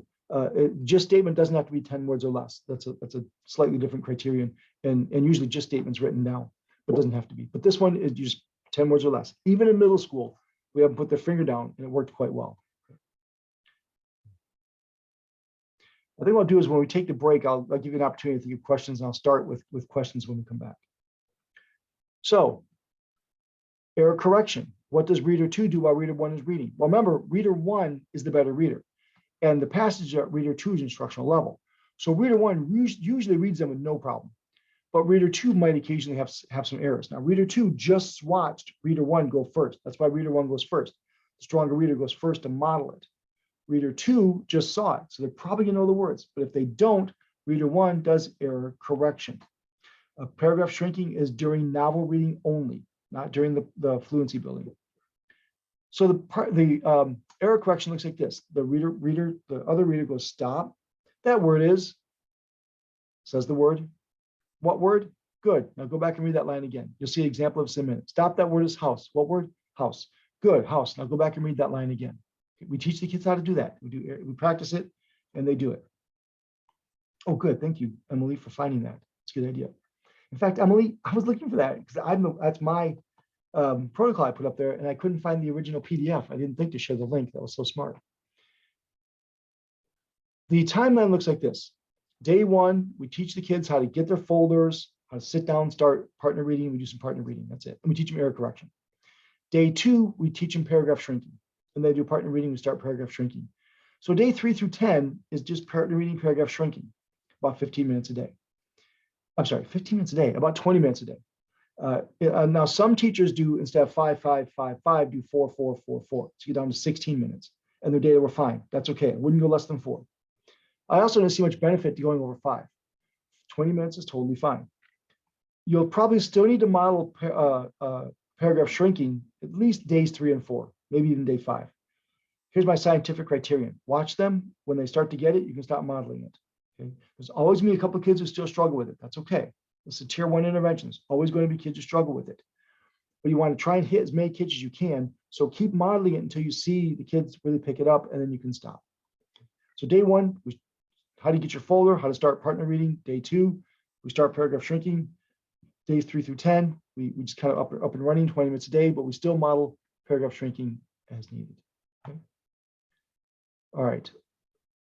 Let's take a break. It is 2:25-ish or so your time. So let's take about a 15-minute break. We'll come back. I'll show you a couple of videos. I'll walk through. I'll see if there are any other questions, show you some videos, and then we will show you some data we found from doing this, and then we'll switch to talk about math. And then we have time, we'll talk about other things in using screening data. So Megan, I see, well, so you use one passage a day, you do it for 5 minutes or 10 minutes. So if the kids, we teach them that they finish a passage to go on to the next one and take that passage and put it in the back. Okay, put the passage in the back and go on to the next one. Okay. And once the kids go all the way through the passage, all the way through the passages, you usually have to print more passages. So it's not one passage a day, it's a time thing. So they're gonna be reading for 20 minutes. If they get through 2, 3 passages, that's what they get through. If they get through 1, they get through 1. And we put it in the back. And if you run out of passages, I don't want the kids rereading the passages. It's okay a little bit for a day or two, but I'd much rather then get new passages to put in there. Okay, it is now about 2:30. We'll take about a 15-minute break. See you shortly.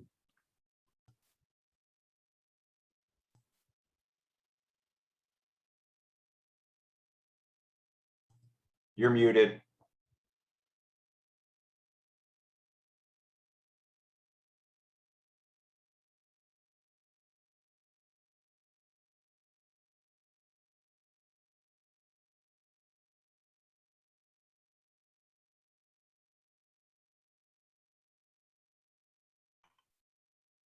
There we go. Good. Thank you. Okay. Awesome. Welcome back. Let's dive in again. Several questions were put in the box. I will go back and respond to them before we show you the videos, etc. So do you recommend shifting partners so they have a chance to be the stronger reader? Well, since this is at reader two's instructional level, they should be able to read it just fine. We don't know weaker versus stronger reader. I mean, they do, of course, but we don't tell them that. So I don't think there's really much an advantage to being the stronger reader. They're going to see modeling of it. We don't really shift up that much except at middle school. So I've seen middle school teachers shift around kids more often than younger grades. And what middle school teachers told us was that when you do the heterogeneous dyad with elementary kids, sure, it probably works just to go with it as you go. But with middle school, you got to take personality into account. Go back to that. So they'd say, you know, if you put student A with student K and student A and K hate each other or something, you don't want to put them together. But if you do, you can make a switch, but make it pretty close. Like don't switch out K with O, switch out K with L or something like that. Okay, or switch out O with either P or N, not with, you know, S, something like that. Yeah, I'm going to talk about math in just a minute here. English classes used to collect pre-post fluency and comprehension data. So that's, you can use oral reading fluency, CBM type things as well at the high school level, but we tend to use maze more frequently with high school. So that's where you omit every fifth word and put in three choices, a near miss, a far miss, and the right answer. And as the kids read, they simply circle the one they think is the right answer. So we tend to use maze more frequently, but there are other ways you can use anything that's kind of a quick, you know, it won't take a lot of time to do it. Easy CBM has a reading comprehension test. It takes some time to give. It probably takes a good 10, 15 minutes to give, but you can do it as a group, hand it out to the whole class and have them complete it. That's a decent possibility as well. I use quite a bit the test of silent contextual reading fluency, which I'm surprised is not sitting right in front of me, but it doesn't appear to be. I'm using it for a grant right now. Test of silent contextual reading fluency. I'll write it out here.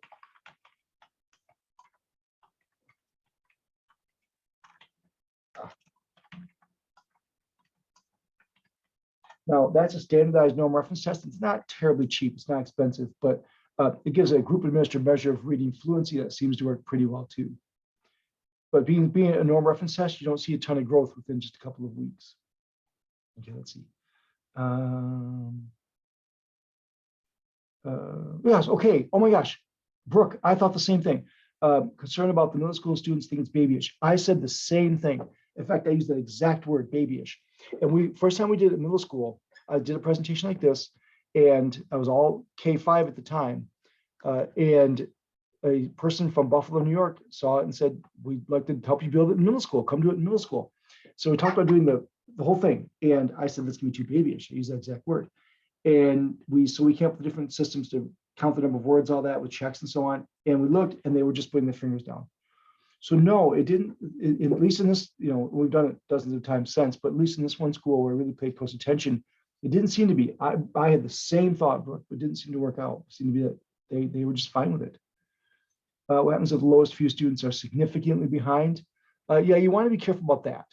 So this is a really good example. Like this works out pretty well, this kid with this kid. But what if these kids were here and we're trying to match this 31 with like an 82 or something, which could happen. I'm a little hesitant to do that. So maybe you want to juggle it a little bit and maybe take the 31 and put it with a 61 instead. You have some flexibility to do that, so it's not crazy. It usually works out pretty well, but your point's still well taken. I wonder if you would tie it to content level instruction, just present it as a classroom routine. So honestly, yes. In fact, I'll make this point in a minute, but every time we've done this, and right now it's dozens. It's not hundreds, but I bet it's over 100 classrooms. Every single time teachers say this is easy, we just keep doing it. It's really easy to do. I agree. Let's just make it part of a classroom routine. Yeah, okay.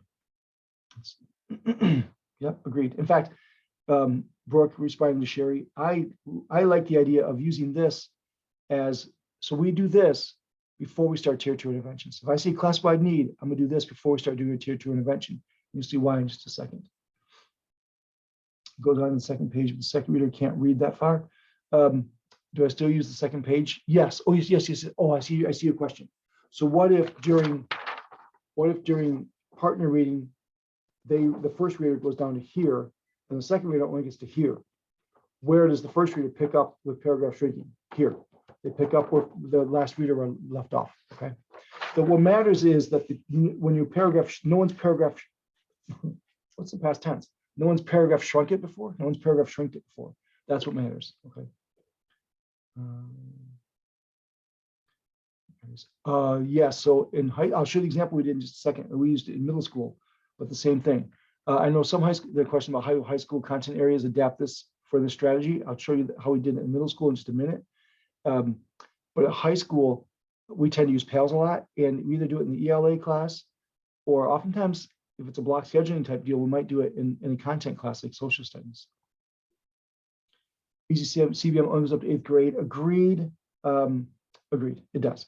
But if you want to use it pre and post with a bunch of kids who are struggling readers, the easy CBM comprehension subtest is probably fine to do that in beyond 8th grade. Sophomores and freshmen go along with activity. It's built into the culture and structure of the class, group work. Now, I will tell you, I've never tested this in high school. We've used it in high school, but I've never tested it. So that's why I haven't really advocated for using it in high school. High school, we use high school PALs, which is written for high schoolers. I think it could work with freshmen and sophomores. I think pretty much no problem, but I've never studied it. Someone wants to study it, let me know. We'll partner.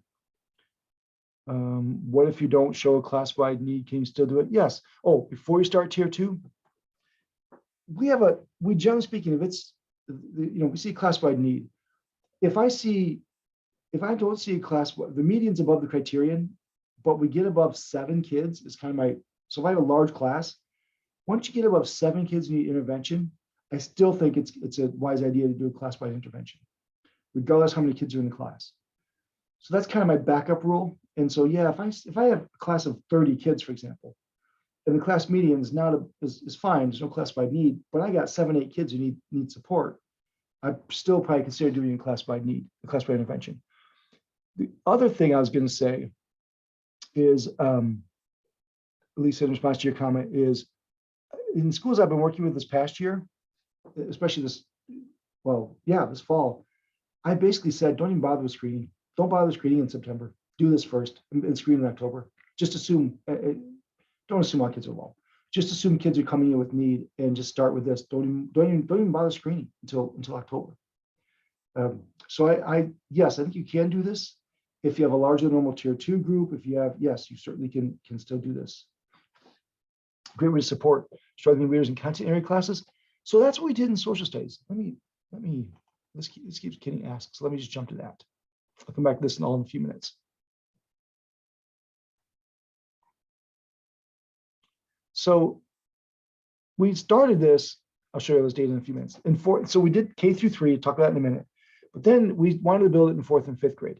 So the first place we did it, we built it in school. I won't say which one, but we had all set to go with 4th and 5th grade. We had the folders made, everything. And I got a phone call from the principal the night before we're supposed to start. Matt, you're not going to believe this. What's up? So she bumped into the superintendent that day and said, hey, we're doing this reading intervention, partner reading paragraph shrinking with Dr. Burns. Isn't this great? The principal told her, the superintendent told her no. Said the principal, no. In this district, our lowest scores are in science. Everything we do has to be around science. So no, you can't do it. She was, of course, if you can't read, you're not going to pass the science test, but whatever. So we went back to the drawing board, went to readworks.org, sorted by Lexile, and then sorted by content. We got the scope and sequence of the science curriculum for 4th and 5th grades and found passages that lined up with what they're talking about in class and did it with that. In a minute, I'm going to show you data from middle school. We did the same thing, got content that matched up to what they're talking about in class. So it supports the content area. All from readworks.org. Did it for 2 weeks, monitor the progress. Well, I'll show you the maze data. So remember, maze is you omit every 5th word, replace it with the correct, a near miss, a far miss, and the right answer. Kid just has to circle which one's the right answer. So this is in the 3 fourth grade classrooms, which we built this. First time we tried it with science content, science maze. This is the baseline score for these 3 classrooms. This little blue line is how much they're supposed to go up based on national norms. And the red bar is how much they actually did go up. Huge gains compared to where they're supposed to be. Now look at the 5th grade. This is where they started, number of correct mazes per minute. This little blue line is how much they're supposed to go up. And this is how much they actually did go up every single time. Did really well. In middle school, again, this is Buffalo, New York. They called us and said, we wanted to try this in Buffalo, New York. Great. So we went out there and there they did block scheduling. So they didn't have an ELA class. They wanted to do it in science and social studies. So that's great. So we did 1 day folders in the science class, 1 day folders in the social studies class with passages that matched that content at Reader 2's instructional level. So they're all reading different things. They're not all reading the same passage, but the content, at least loosely, aligned to what they're talking about in class that day. And we did this. Now, I will say in middle school, we do it for 3 weeks, not 2. I'll show you why we do 2 in just a few minutes, but we do it for 3 weeks. So 15 school days. We do it for 15 school days. And here we see the change in oral reading fluency. This was a random assignment, by the way. This you randomly assign, it's a nice study. This is the control group is on the left here, and the partner reading group is here, partner reading paragraph shrinking. So the control group saw a little bump in reading fluency during that 3-week period. Oh, thank you, Aaron. Yes, Intervention Central does have a free maze generator, which is, by the way, how we created these. We downloaded science passages and created the maze. So anyway, the oral reading fluency, we saw a jump there for control group, but a bigger jump for the treatment group from about 140 to about 155-ish. Accuracy was high for both groups and stayed high. But look at the control group, the maze from pre and post for science, pre and post for social studies actually went down a little bit from pre to post. But look at our kids. The science, a nice big jump pre to post, social studies, nice big jump pre to post. As I'm walking in, literally I sit down to start getting all set up, and the woman I was partnering with says to me, oh, we have a lot of kids who don't speak English. Does that matter? Yeah, it probably does. Can't do anything about it now, but I don't live here. I can't go print new things or whatever. So we're going to run with it. So we did. We just ran with it. I have a student right now, Monica Romero, who's a wonderful student, 4th year doc student, who's doing her dissertation on partner reading paragraph shrinking with emerging bilingual students and how we can modify it, et cetera, to make it more effective. But in this case, all we had was, we just did partner reading paragraph shrinking every other day, science, social studies, just like every other kid. And again, same control group, but look at the treatment group. So now we did see a nice big jump in fluency from like under 100 to about 115. Did see an increase in accuracy and nice jumps in the content, science and social studies mazes.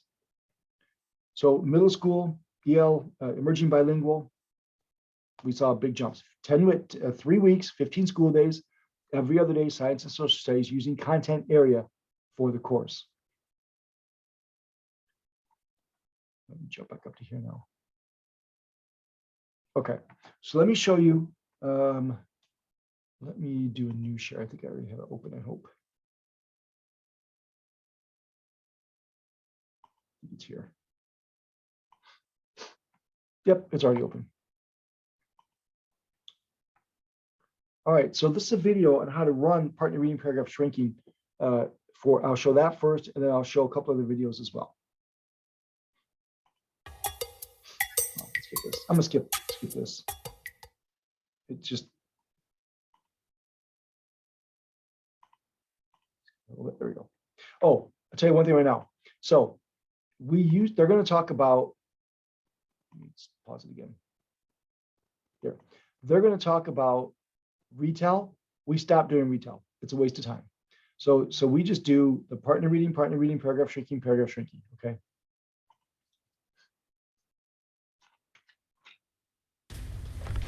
Tyler. Page H. Raise your hand if you're ready for me to start. You ready? Yep. Reader 1, go ahead.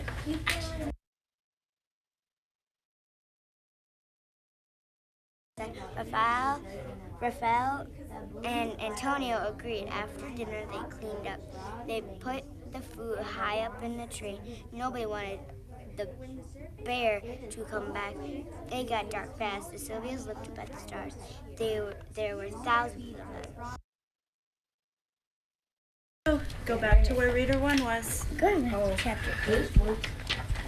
Air was faster. Raphael grabbed the pepper spray.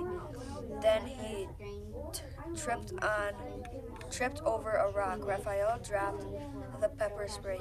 Works, said Franco. What is that stuff? That stuff. Good job. That stuff works, said Franco. Okay, so a couple quick comments. Number one, you'll see they're using books. This teacher used books. She didn't put them in a folder. They would walk up and she had them ready to go and she'd hand them to them. That certainly seems to work. I would still probably use passages. Retail was a waste of time because we tried it with and without it and it didn't increase, the scores were not better with it. So that's why we decided to drop it. It's only a minute, it's not that big of a deal, but we thought it was a minute, you're already pushing 20 minutes. We thought that didn't really help. So I don't see links to the video and the slides. Oh, aren't they really? Yes, I can share it with you. The only problem is that, so you have to have a membership to see this to the press. This is from the press website. There's free stuff on it. This may or may not be on the free side. I don't know, but I can certainly put the link in the chat. I'm surprised it wasn't part of the, wasn't on the handout. I'm sorry about that, but I can put it in the chat in just a minute. Yeah, maybe starting with books would be good. I've never tried that. Oh, they're on slide 29. Thank you, Renee. Thank you. No sign of the bear. What is the danger of these huge amounts of rain? I love this because the teacher's not just sitting at his or her desk, right? Teacher's walking around and seeing what's going on and giving feedback. And there's always going to be, again, this is a tier 1 intervention. There are going to be struggling readers. It's not designed to help the real struggling readers. It's designed to help the kids get a little bit of a bump. So the teacher can go work with those kids who are really struggling. Floods, hurricane floods, caused tremendous damage, loss of life. Also, 1 minute. Yeah. 1 minute retail. Thank you. Remember, you can do it together. So what's going on?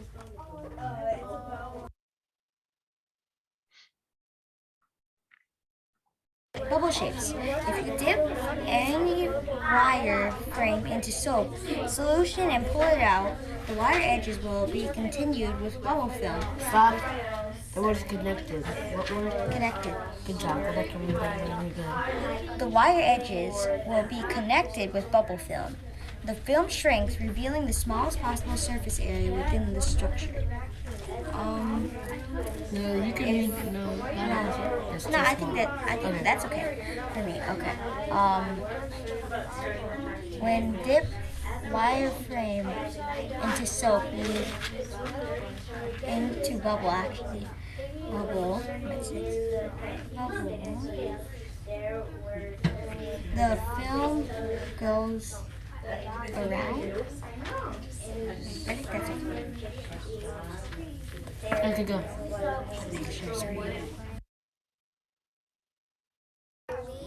And I hadn't been playing in the front yard. What if I hadn't missed the ball? What if I hadn't fallen off the curb? What if mom and dad had more than one kid? What if Kaylee was dad's kid instead of me? What if I'd never been born? What if? Riley didn't fall asleep. He had thought of what ifs. How'd you guys do? Do you need new books? Yeah, because we only have one page and print lights, and then we finished our Okay, so, and you're not gonna read this one because you've already read it. So I don't think I have another one for you. Okay, did you like that one? Yeah, I like it. Whenever I got caught up in Okay. And then she does an extra step there, which I won't explain. No. So that's kind of it in action. 5 minutes fluency building, 5 minutes paragraph shrinking, total of 20 minutes. It's not difficult to do. Let me show you for first grade. I think I might be able to find it this way faster rather than, let me see if I can find it.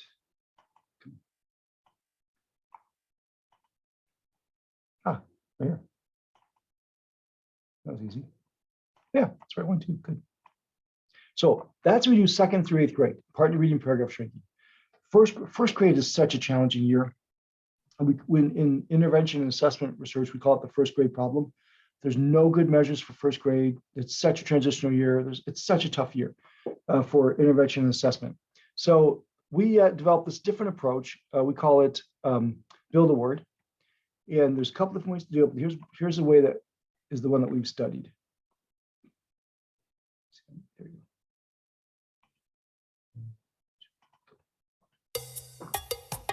All right.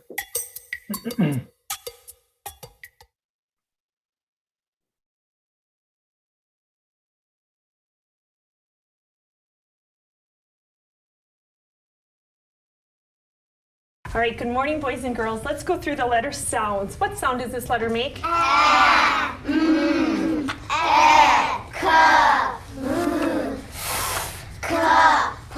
can't let that go. Please don't let them say ka. That's don't let them say ka, p. It's k, v, not v, ka. Don't let them do that. Very good. Now we are going to practice writing and reading words that have a long vowel sound. All right, how do we spell the word same? S-A-M-E. Very good. Let's do the word came. Came.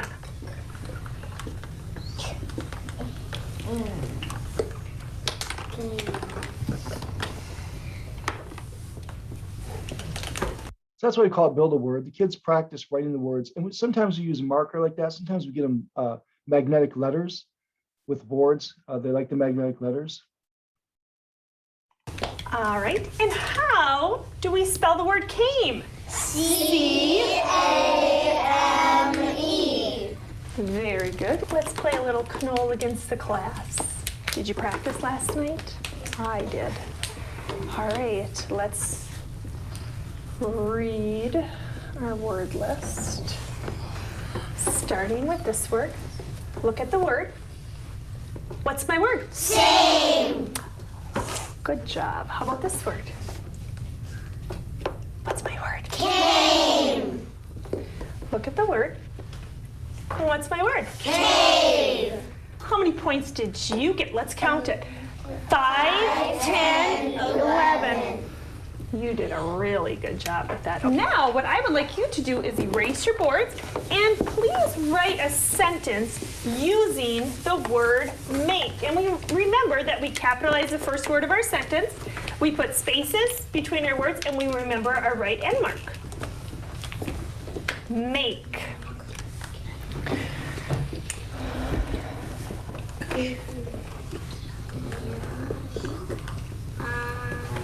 Good. Please, using your elbow partners, read the sentence that you wrote. Taryn, go with Nevin. Taryn, you two together. Okay. You two together. There we go. Daniel and Graydon. There you go. Yep. All right. You can erase your boards, boys and girls. Put your boards away. Grab your list and your story.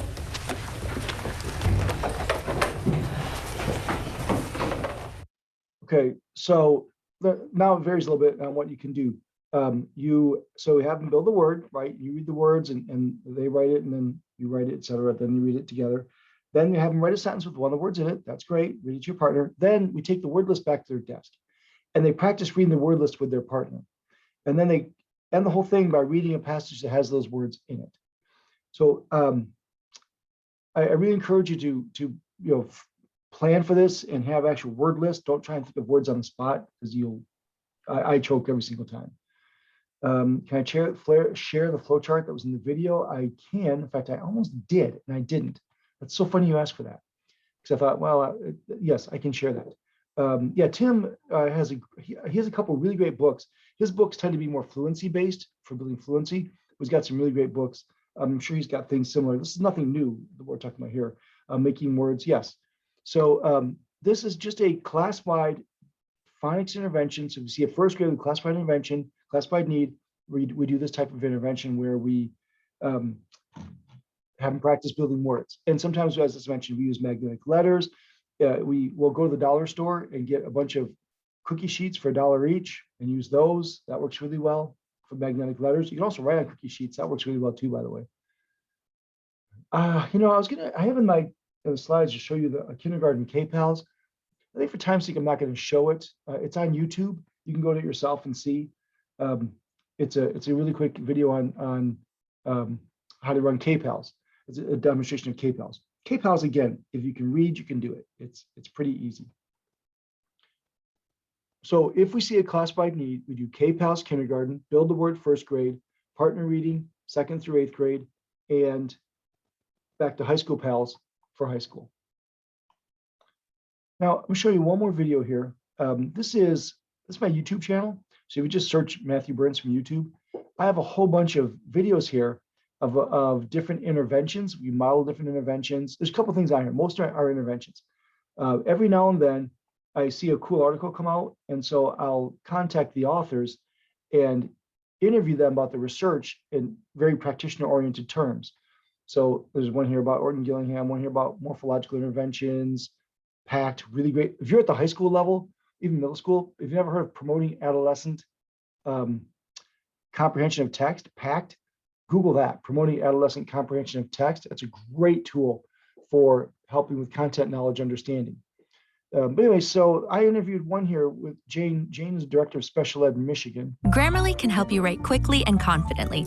So I create all these videos for free and I put them on YouTube, and I explicitly have it so there's no ads. I want this to be free and easy. And somehow all of a sudden there are ads in my videos now. I don't know why. It upsets me. I get no money for it, I promise. So you never have to slow down at work. Stay on top of emails, documents, and more without having to stay put. And they could use the chat feature, exit tickets, or even just a piece of paper and that they. Hold on, sorry. There. So this is, what we're talking about is virtual partner reading paragraph shrinking.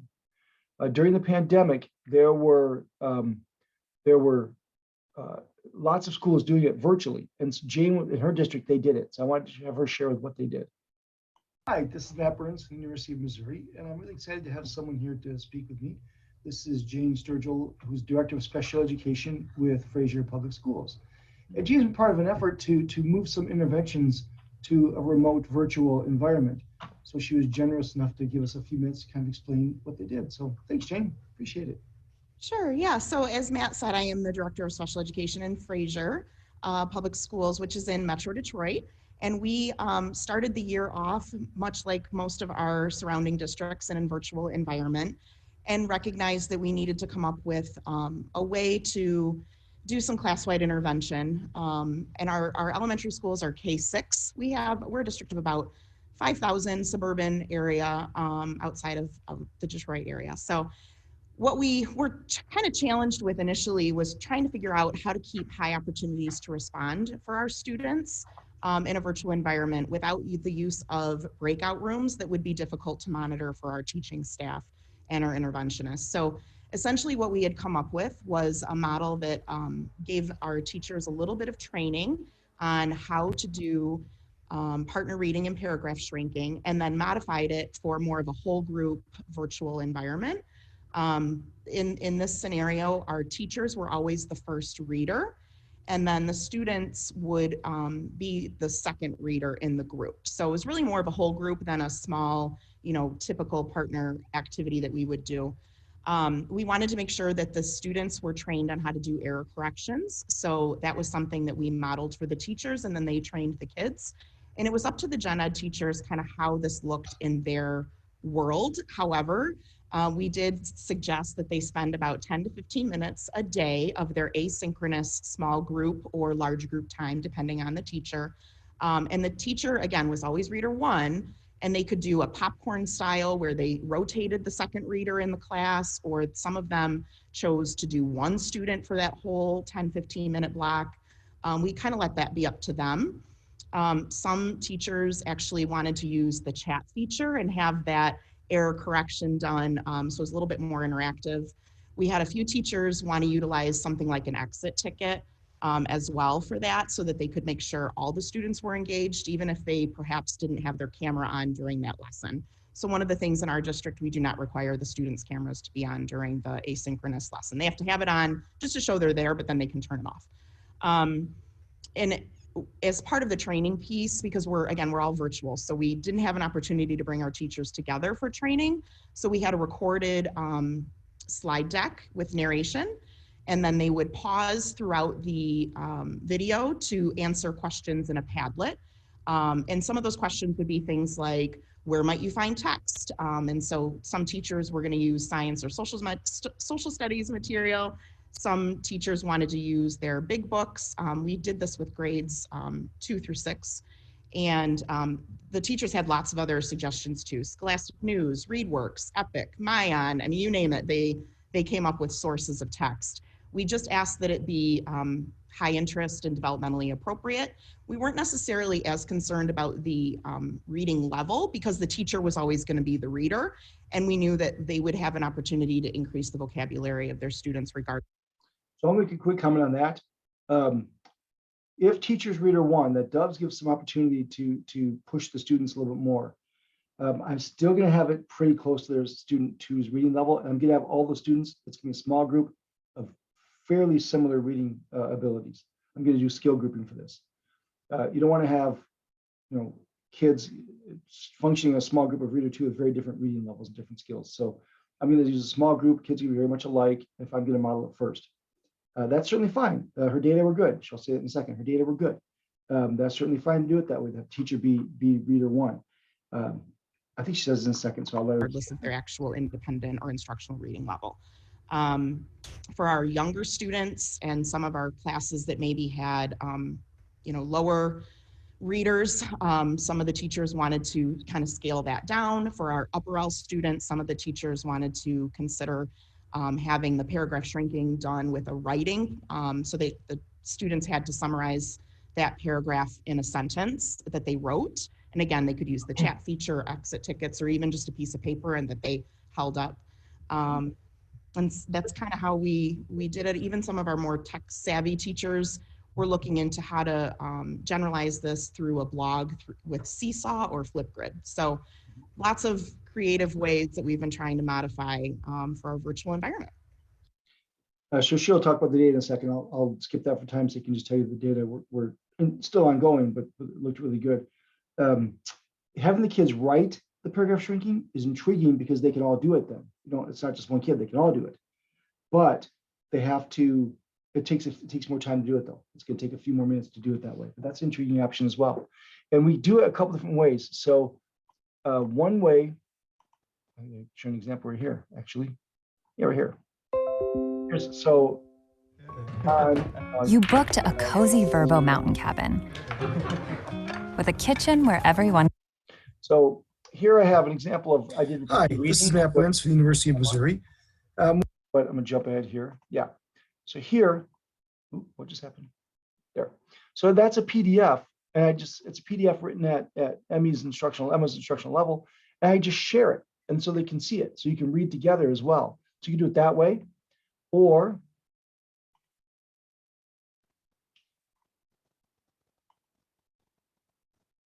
this teacher did it virtually and created a Google Drive for every team 1, so every dyad, and put in, here you see a bunch of PDFs that approximate to go from 200 to 270 Lexile. So the kids probably Lexile is probably 240 or 250.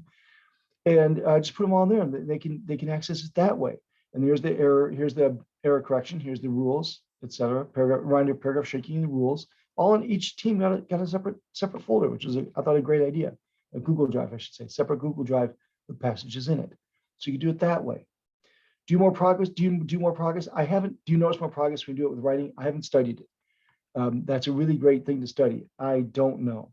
I think the main advantage is you could do it in a small group much easier. That facilitates small group. I don't know if it facilitates more growth or not one-on-one, but certainly it allows for more kids to you can do a small group that way. So it's you can do it a couple different ways. This one seems to work pretty well as well. So I just watched it. Don't want to start the video. Good. Now, the other thing I'll say real quickly about virtual, somebody mentioned there's some cyber teachers here. I was doing, during the pandemic, was doing a reading intervention with this kid in southern Missouri, hundreds of miles away. And because they were being homeschooled because of the pandemic, and it hit me, I could, even when the shutdown's over, I can still work with these kids all over the country. So I think this shutdown and the virtual learning really gave us some exciting opportunity to learn for virtual intervention, which I think is something we're gonna benefit from in the future. Yeah, it's a challenge to curate all the folders at different levels. The hardest part of this whole thing is creating the folders, taking the time to go in. With ReadWorks, it's pretty easy. You can just tell it to pick this level. It picks them, you just print them. It's not that hard. Or save them and put them on a Google Drive. But that is by far, so you have to make 10, 15 folders, 10, 12 folders for every class. That does take a few minutes to do. So that is by far the hardest part. I encourage you to get a bunch of passages at the beginning and put them all in, so you don't have to constantly be replacing them. Put a whole bunch in there. So here's what we found. This is that first classroom, class 1, class 2, 91 day. That benchmark is 91. So we did it for 10 school days. We gave the teachers pals and said, here, do this. And the teachers literally said, no, we're not going to do that. We said, okay, went back to our rooms, panicked, said, just do partly reading, paragraph shrinking. Here, try this, just try it for 2 weeks. We'll come back, assess the kids. We'll talk to you. We'll figure out what to do next. Well, these two classrooms, the median went from 81 and 87 to 104, 115 in just 2 weeks. Crazy growth, average growth, and both now above the benchmark criterion. And now look at the individual kids. There, look at the individual kids. What were some of the kids who were struggling? We had a 50, well, let's find a better example. Let's see, 75 to a 92. Remember, 91 is the criterion. 82 to 113. 84 to 95. We saw nice big jumps. We still have 1, 2, 3, 4, 5 kids. We still have 5 kids below criterion.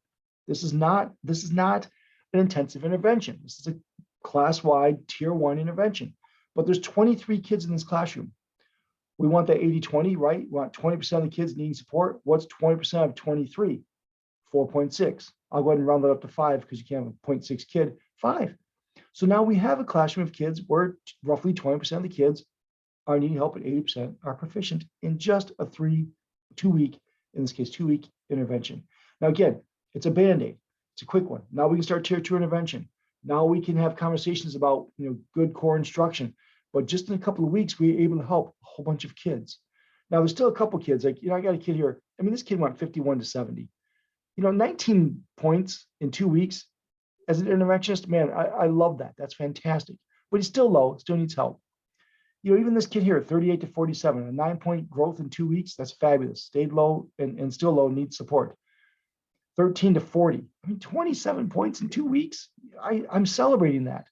There's 2 kids in this classroom I'm worried about. This kid went from 80 to 82, and this kid from a 49 to a 47. Everyone else did really well except those 2 kids. Talk about dyslexia screening. In my opinion, that's probably the best dyslexia screener I've ever seen. This kid increasing 19 words a minute in 2 weeks doesn't have a learning disability. You can't have a learning disability if you've learned. Student 9 and student 23, assuming no other factors, motivation, whatever, they are at risk for a learning disability. So after seeing results, did you stop the class by intervention? So yes, we told the teachers they can stop the class by intervention. But I'll tell you that most of the teachers just kept doing it. So it's pretty easy. You can just keep doing it. Sure. Let me look at the enriching conversation. So let me see if I can go back to that real quick. Yeah, it's right here. So some teachers might say, well, what about these 2 kids? I don't want these 2 kids engaged. I'm looking at, if you can't see it, student T and U. The high kids, they don't need it. Should they get this, participate in this?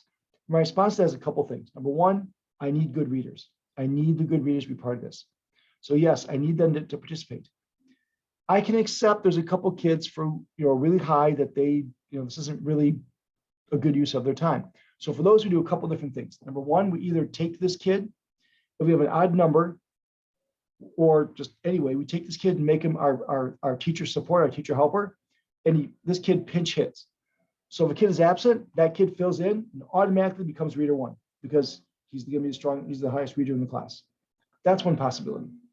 Another possibility is that there's mowing outside my window right now. If you're having a problem to hear me, please wave at me or something. But another possibility is we talked about enriching earlier. I don't know what to do with that kid, but whatever it is we do it during this time period. So during this 20 minutes while the other kids are reading, a teacher or something like that can work with that kid and give them an opportunity to engage in enrichment. What that would be, I don't know, but people who do know that can help. But I'll make one more point about the high kids, and that is this. Oh, darn it. I mean that to happen. I accidentally clicked on the, shoot. Hold on. I accidentally clicked on the link. There. Get back over here. Go away. Okay.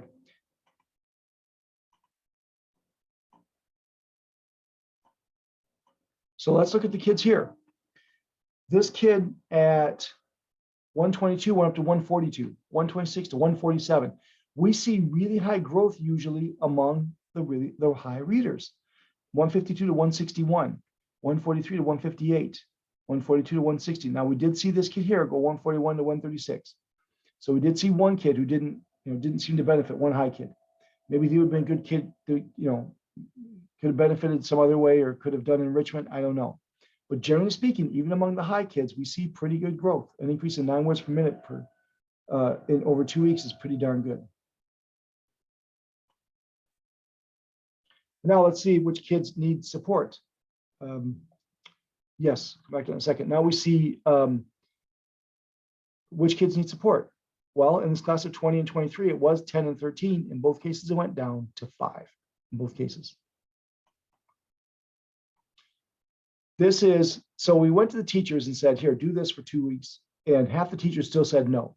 So, okay, fine. We got kind of a control group then. It's not random assignment, but we'll take it. So this right here, there's two growths. This right here is the growth in kindergarten, first and third grade, where there were classified needs, the 10 classrooms, from winter to spring. That's how much they increased on average. The brighter red is how much they were supposed to increase based on national norms. So all three of these cases, the kindergartners increased by 27 letter sounds per minute, and they're supposed to increase by 15 from winter to spring. 30, and they're supposed to increase by 24, et cetera. And then, 30 is supposed to increase by 20. So they way grew at a rate that was faster than the norm. So for these kids, the gap between the good readers and struggling readers got smaller. For the kids for whom we didn't do the intervention, with the exception of kindergarten, this is how much they did grow up, this much they're supposed to go up. For every single one of them, they grew at a rate that was slower than the norm, except for kindergarten, which was pretty much equal. So for those kids, the gap got bigger. And then we finally did a random assignment with this, a nice solid random assignment. I think we published this in Contemporary School Psychology. I'm not sure. Katie Mackey was the lead author. And this is the experimental control students at baseline, and the experimental kids with grew at a much better rate than the control. All right, let's skip through science. So, and asking about, so we saw, so the point I started to make earlier, I stopped myself. The diagnostic accuracy pre-intervention was about 70%, CBM to MAP, using MAP as our criterion. Once you do the classified intervention, the diagnostic accuracy increased to 91%. So classified intervention can increase the accuracy of your decision-making, because the kids who didn't really need intervention are going to shake out, whatever the expression is. But this kid, we see a 91% diagnostic accuracy. And then the other thing the other comment I was going to make is so the science teachers and social studies teachers we worked with said that they saw that the kids really responded well to the paragraph shrinking. And so they kept doing it in their content area instruction. And they saw big jumps, according to them, I would measure it in comprehension. So that was some, we saw increases in reading fluency, increases in comprehension. It decreases the number of kids who need support. Skip that.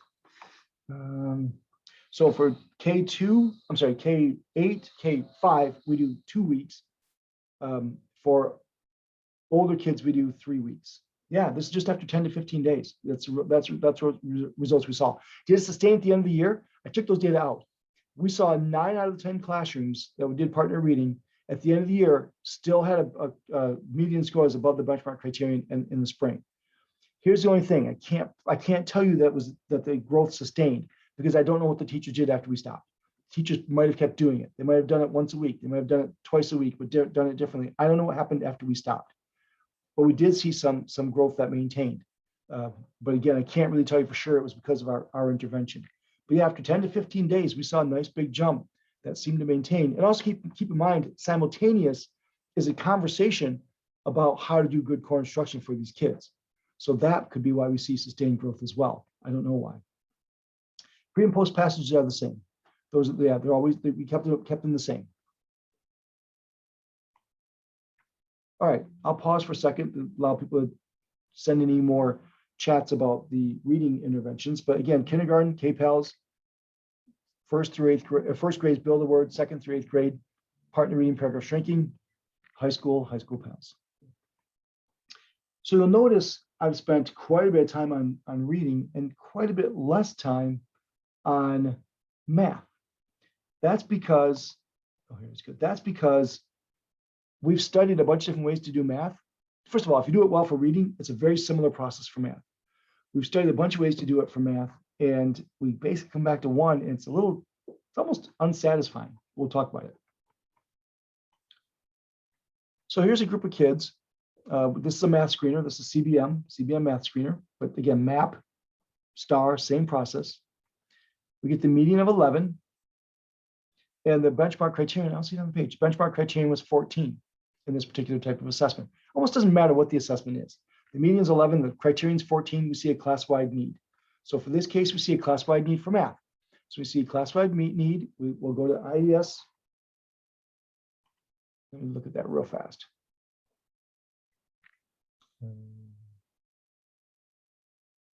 Where is it?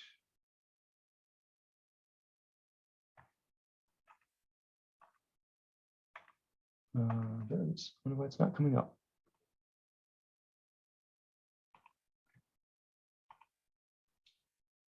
Okay, there it is. So let me show you IES practice guides. So here's a whole bunch of them, but right away, assisting struggling students with math. That's the new one in early grades. That's a great one to use.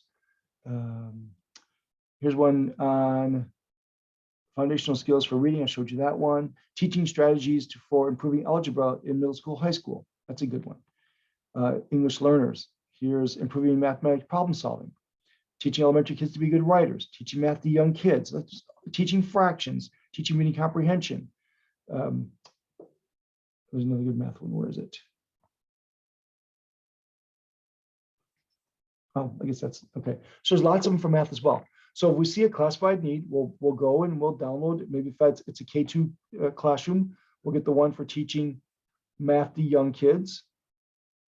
Wherever that one went. Here it is, teaching math to young kids. And if you click on it, it says here are 5 recommendations.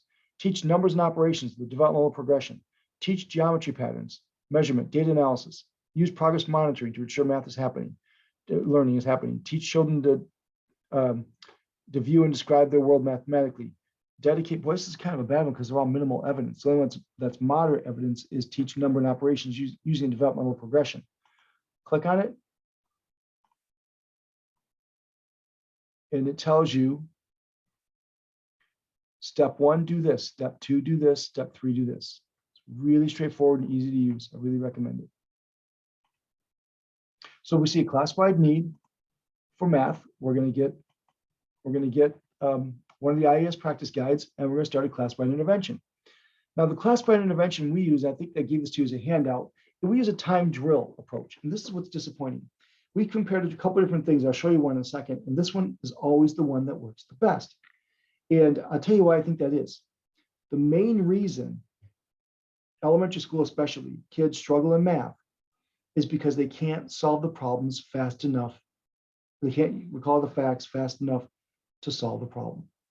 So we really want to work on building fluency with the basic facts as our tiered intervention. Now, instructionally, you're going to do a lot more than that. Of course, just like instructionally, you do a lot more than partner reading, paragraph shrinking. But this seems to be the approach that we get the most bang for buck from most kids in the shortest period of time. So in essence, I don't have a good video of this, but it looks like this. We give the kid whatever it is you're working on. With little kids, you might be doing number sum type things.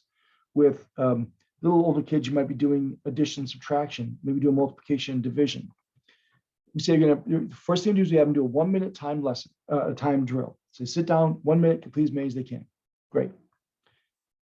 Then you do practice problems, switch papers with your partner. So you practice some, switch with your partner, they correct it, kind of thing we do all the time. Then we do this time drill where, oops. So we do this one a couple different ways.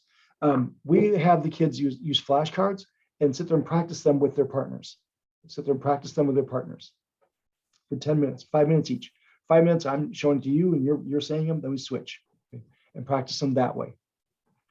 So we do have them take a 1 minute time drill, practice some problems with their partner and share answers, and then do timed with their flashcards, with their cards to practice the facts. Now I'll tell you that this is student directions, which is, I should just showed you this one's a lot more clear. This, I won't read this to you. This is part of your handout as well. So in doing this is that same classroom, right? The class meeting was 11. We did this for 10 school days, and that jumped from 11 to 31. And again, let's see which kids need support. It was any kid under 14. So, all these kids, 1, 2, 3, 4, 5, 6, 7, 8, 9, 10, 11, 12, 13, 14, 15. And now that number got down to 2. So nice drop in the number of kids who need support. Simple 15-minute intervention every day, 2 weeks. So here's why I say we try comparing it to a bunch of different things. So a former doc student of mine, Sandy Polis, who's now works for Serve Minnesota in the Minnesota Math Corps. She did her dissertation on this, and it started with this. She wanted to develop a classified intervention for math. So she developed this really cool approach where she taught the kids in middle school kids, strategy instruction. If you're at the high school, I've never studied this, but if you're at the high school and you're really worried about problem solving, assess the math fact fluency of your kids. And if it's good, take a look at, I'll put it in the chat box, Schema-Based Math by Asha Jitendra.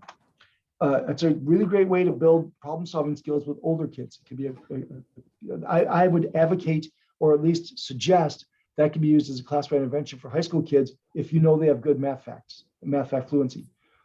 Middle school, we tried that approach, except Sandy didn't take the schema-based math. She took it and pared it down, made it much simpler and straightforward and shorter.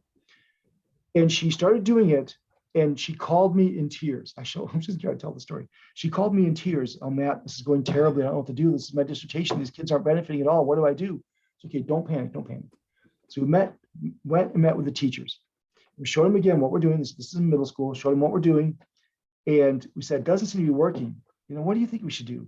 And the teachers went, teach them the math facts. You want to help them. They come to middle school. They don't know the math facts. You teach them the multiplication facts. That's what we want you to do. Sandy and I are like, oh, we know how to do that. We can do that. So we took what I just showed you and implemented it, but we kept the strategy group. So we now have 3 groups. Okay. So we have a control group that I think they did worksheets of like measurement, time, money during that time period. Or she ran a small group and they did strategy, or she did the drill with the randomly assigned by kids, by dyads. And you can see pre and post, the control group went down, the strategy group went up slightly, but look at the big jump in the time drill. I mean, it went from, it down here doubled just in 2 weeks. Then her question wasn't so much going up. She doesn't care about that. She wanted to reduce the number of kids who needed help. So this is the percentage of kids who scored in the at-risk range. The percentage of kids who scored in the at-risk range. So in pre-test, it was 85% of the kids were in at-risk range for the control group, roughly 85% for the strategy group, and roughly 85% for the drill group, quite similar, because we use random assignment. After doing this intervention for 2 weeks, the number of kids who needed help for the control group actually went up, which is really sad. We were both very sad by that. They went from 85% to 100%. All the kids now scored in the at-risk range. And I'll tell you, once we finished, we then did the intervention with that group as well. The strategy group went from, roughly 85, 83% down to about 80, 79%. The kids in this group went from, whatever it is, 85% down to about 35%. Now the number of dyads who need help went from 20 out of 23 down to 8 across a whole grade. So the number of kids, in just a couple of weeks, we saw a nice gain in skill and a nice decrease in number of kids who need a tier 2 intervention. So I would argue, certainly, through middle school, this simple 10-minute, 15-minute a day fact building thing. In fact, I've done this now in a number of schools, and one of which was a very urban school, and they didn't want to do this for reasons I don't really want to get into. But I talked them into it. And they had some teachers, I don't have the data because they wouldn't share it with me.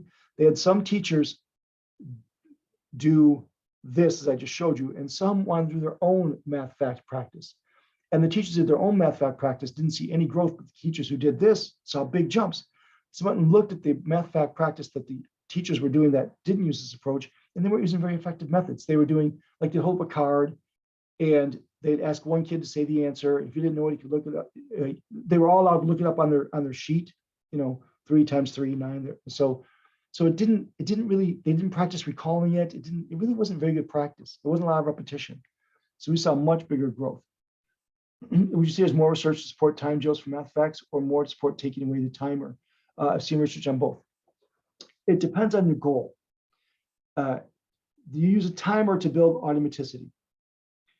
You want to build, you cannot generalize a skill until you can use it with automaticity.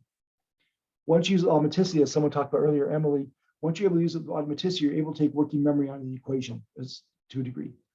So if you're trying to build automaticity, which is usually the case because the kids don't know it, then it's beneficial to have a timer. If they've got high accuracy and high speed, then you can take the timer out of it, because then the goal is not to build automaticity. Okay. Rocket math is fine if used well. Rocket math is a lot like here. In fact, I'll skip that point. Come on. Uh-oh. Why is my computer not advancing? There we go. So there are other things you can use that are free. Math Fact Cafe. So Math Fact Cafe is fun. It's not fun. It's great. It's sort of like the math version of ReadWorks. You can get all kinds of probes and things you can print and use for free, which is really quite nice, but you can't have to print them or save them as PDFs. Thatquiz.org and extramath.org you don't have to print them. They're done online. I don't really love the math interventions that have a lot of the bells and whistles to them. I won't say which one, but very commonly used web-based math intervention was being used in this one school as a tier 1 intervention, so I went and observed it. And I saw this little girl sit there for 15 minutes, completely engaged, but during the entire time, she never looked away, but during the entire time, didn't do a single math problem. She changed the clothes on her avatar. She went and looked in a bunch of different rooms. All the stuff, and if you walk by, she was engaged, looking at the computer, clicking away, but she never did a single math problem. That quiz and extra math is just all about practicing the math problems, and it gives you the data. You sign up for an account, it's all free, and it gives you data. It says these kids are doing this, they're not doing this, they learned this, they didn't learn this. There are really good paid ones too. Doesn't it really? Extra math doesn't let you customize it. That's disappointing. But still, extra math, or I'm sorry, that quiz probably still does. That's really disappointing. There are paid ones you can use. So Renaissance Learning has math facts in a flash, which is quite good. Reflex Math is quite good. I forget, I think Reflex Math is the name of the company. Reflex Math and Math Facts and Flash, both are quite good. They do this quite well as well. In fact, I've studied both of those. I've published articles on both of those as effective tier 2 and tier 1 interventions, tier 1. That quiz is nice, yep, and it's free. No, Reflex Math is not free. I'm sorry, neither is Math Facts and Flash. I know how much they cost, but they're not free. I don't know much about Liftoff, Intervention Side of Education Galaxy. I don't know it. I'd love to learn more about it. Reflex is awesome. I agree. I've done studies with it. It's great, but it's not free. So there's lots of free things out there. Math Facts Cafe is free, but you got to print it. To my knowledge, they don't have an online version of it. You have to print it. They get PDFs to fill out. So when you do the time thing, we use Math Facts Cafe a lot. But otherwise, I use Extra Math in that quiz, or I guess just that quiz. Now that's too bad because Extra Math was the one I like. I like that one better. But, so that's why you can see that when we talk about math, it's a little disappointing in that our best early intervention tool for tier 1 intervention is fact fluency, ways to build fact fluency, but it seems to be the most effective way for now. Spring Math, oh my gosh, Amy, thank you for mentioning that. Spring Math is not free. So Amanda Vanderheiden is the one I partnered with to learn about, classified interventions 18 years ago. And she went on to build Spring Math. And so it's class-wide, tier 2, even tier 3. It's all automated. It's not free. I don't know how much it costs. It's not free. It's good. Your whole RTI system can be Spring Math. MobiMax is good too. Yep, I agree. MobiMath is good too. But Spring Math is a wonderful tool. It can be your entire RTI system pretty much for math, from screener to intervention, from screener to tier 1, tier 2, and tier 3 intervention, but it's not free. Amanda's a good friend of mine, so know that when I say it, but I don't get paid for plugging her stuff. Great, awesome, thank you. So partner reading, paragraph shrinking, PALs, all those for reading. For math, it comes down to some really basic things. We've studied them a number of times, Amanda's published a couple of really good studies on it. We keep seeing the same results. This basic fact fluency practice really matters because it's what most kids struggle with, at least through 8th grade. It's what most kids struggle with. It's easy to do, doesn't take much time, and you can see really great growth in a short period. So if you see classified needs for math, that's probably your best bet. I've only got about 10, 15 minutes, about 15 minutes left. I know we're going to 4:15, but I want to save some time for questions and conversation, although people have been asking them. I want to spend a few minutes talking about tier 2, which I know is not the point of the conversation today, but because as I was preparing this, I was intrigued by the conversations around screening, how to use screening data. And I don't think schools realize the power they have sitting at their fingertips in screening data. So I want to take, if Drew doesn't mind and Jen and everybody doesn't mind, let me kind of walk through for a few minutes for that. I'll do it quickly. So in thinking about tier 2 interventions, remember that meeting I said, we look and see which kids need help. Is there a classified need? Which kids need help? What do they need? Do we miss anyone? And that tier 2 framework, the RTI framework, MTSS framework, question number 1, is there a classified need? Question number 2 is what's the category of the problem? You answer all these questions with your screening data at that one meeting, and it's not difficult to do. Oh, wow, that's cool. Diane, if you wouldn't mind, if you send me those data, I'd be very happy. I'd love to see those data. So in thinking of this and start talking about intervention, thank you, Diane. Does one size fit all? Does one size fit all? So I'm preparing for this. I Googled, I literally typed into Google, does one size fit all? And this was the first thing that came up, and it kind of blew me away. Like, wow, the human sock, it's one size fit all. My son is now 6'5", and he's 20 years old. But ever since he's been like in 3rd grade, he and I have worn the same size sock. And he's gone from, a 5'10" 3rd grader, which he was, by the way, to a 6'5" 20-year-old, and he still wears the same size sock. I think that's an amazing accomplishment. So the sock, one size seems to fit all. The next thing that came up when I searched one size fits all was the Frank Zappa album by that same name, which is a great album. And literally the third thing that came up was this. I don't know what it is, but apparently one size fits all. So does one size fit all? No, of course not. Then why do we think of that for reading and math? Why do we think of that for tier 2 interventions? Why is it every kid who's struggling gets one intervention, read 180, or LLI, for example. Especially, I guess I won't spend too much time on this, but I have some issues with LLI. I think Read 180 is a fine intervention. It's a good tool. It's well researched. It's expensive. I don't like that, but it's a good tool. However, it's not what most kids in high school need. So I would argue same thing for Math 180, by the way. Although Math 180 is probably better match than Read 180. LLI, level literacy intervention. It's a fine tool. I don't think it's what most kids who struggle with reading in the elementary school need. And here's part of the reason I say that is there's a pretty famous study now. It's been talked about quite a bit by this group out of Memphis, and they talk about significant effects, but they didn't report the effect sizes. So I went in and computed the effect size. Remember 0.8, 0.5, 0.2? Kindergarten, the effect size is 0.26. First grade, 0.36. These are moderate, small to moderate, but second grade was negative. The kids who didn't get the intervention did better than the kids who did. It's just not a terribly effective intervention.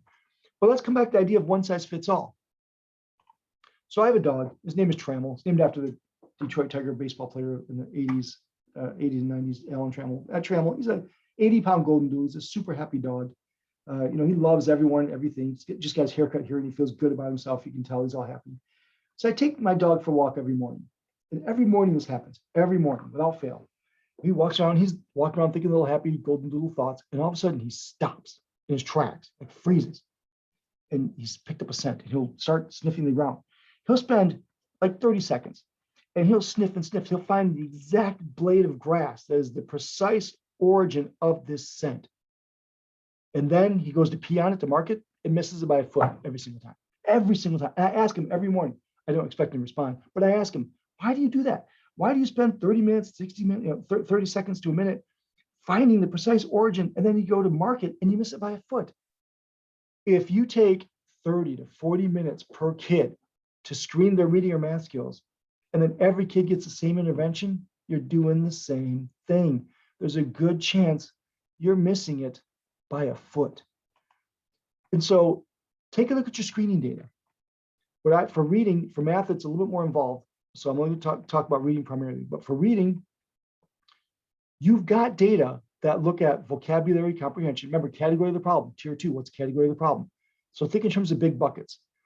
Vocabulary comprehension, fluency, phonics, phonemic awareness. Think in terms of big buckets. If you use MAP and STAR, those are good measures of comprehension, very comprehension loaded. If you're doing AIMSweb, Easy CBM, FastBridge, DIBBLES, they're oral reading fluency measures. CBMRs is also, it's a good screening measure. It's also a good measure of reading fluency. Phonics, there's lots of good measures you can use for that. I already mentioned spelling, any word attack, any pseudo word, nonsense word, those are all measures of phonics. I also argue accuracy is a good measure of phonics. If a child in reading doesn't read 93% of the email, 93% of the words, rather than email, sorry, doesn't read 93% of the words correctly in elementary school, 95% in middle school, they're not breaking the code. So all that information you've got right at your fingertips when you do your usual screening. And also there's other measures you can use, phonemic awareness, inventory, there's other measures you can use. But basically, in looking at the screening data, you can get a pretty good sense of where your kids are functioning. So if I have a kid who's low in comprehension, because they didn't do well on the map, I give them the fluency measure. If they score low on comprehension but have good fluency, we know to focus to target comprehension.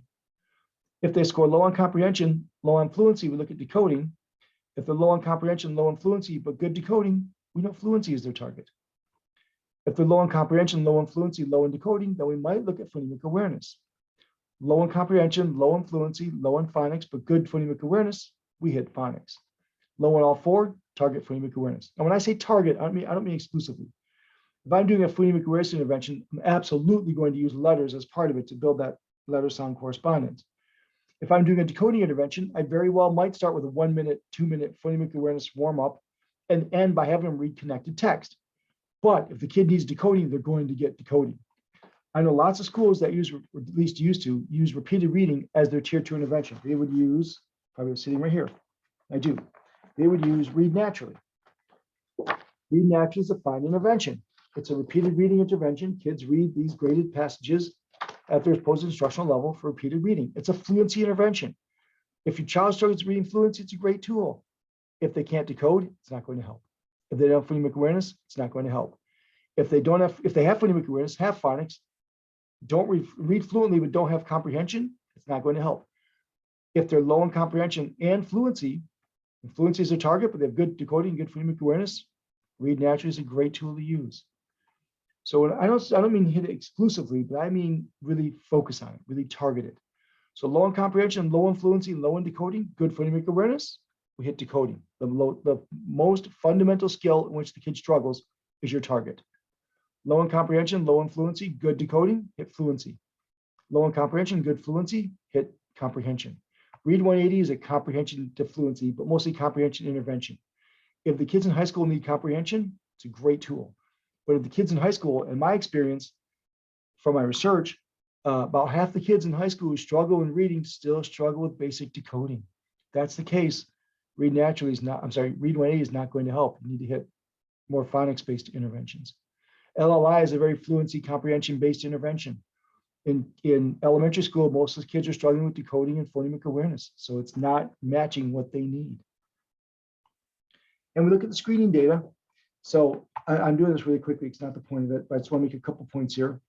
So we've already looked here, the date, teacher, the measurement. The class median was 93.5, criterion's 91. Okay, we don't need to do a class-wide intervention. Great.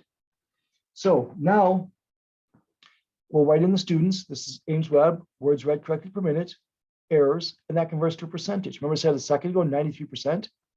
So this kid reading 34 words a minute, 6 errors, means they read 34 out of 40 words, 85%.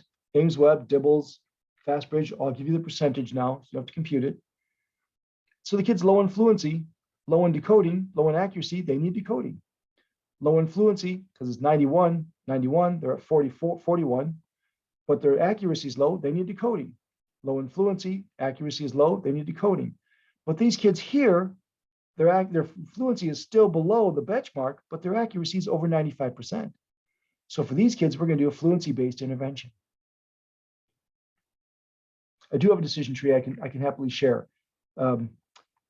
Yes, I can happily share that with you. But the point of it is basically this. We create a menu for tier 2 and just fill it in. So for kindergarten, road to the code. Second grade, for phonemic awareness, we use phonological awareness interventions for all. It's a fine tool published by this is the author. It's a fine intervention. It's funny, I have these sitting right here. I use Sound Partners a lot. Sound Partners is a wonderful decoding tier 2 intervention for kids in early elementary. Sound Partners, it's a great tool, highly researched, used quite a bit. Reading mastery, rewards. If you're in high school, middle school, and you want a decoding intervention, look at rewards by Anita Archer. It's no longer, it used to be cheap and easy, but now it's gotten quite expensive. I think expensive. It's very good. It's a decoding intervention explicitly for kids above 4th grade. Middle school, high school, invaluable. What I do is I go to Amazon and I buy older copies of it. You still get older copies online on Amazon for cheap, for relatively cheap, cheaper than new ones. And it's basically the same thing. It's not quite, but it's basically the same thing. And then read naturally for fluency. If you're interested in comprehension, a comprehension intervention, reciprocal teaching, this has been around since 1989. It's a way to teach comprehension. It's a wonderful approach, well studied. But this person, I don't know how to say her name, Ozkus, no idea how to say it, was smart enough to write a book about it. And it's so smart. It's literally, if you can read, you can do it. You know, pick it up on day 1, do this.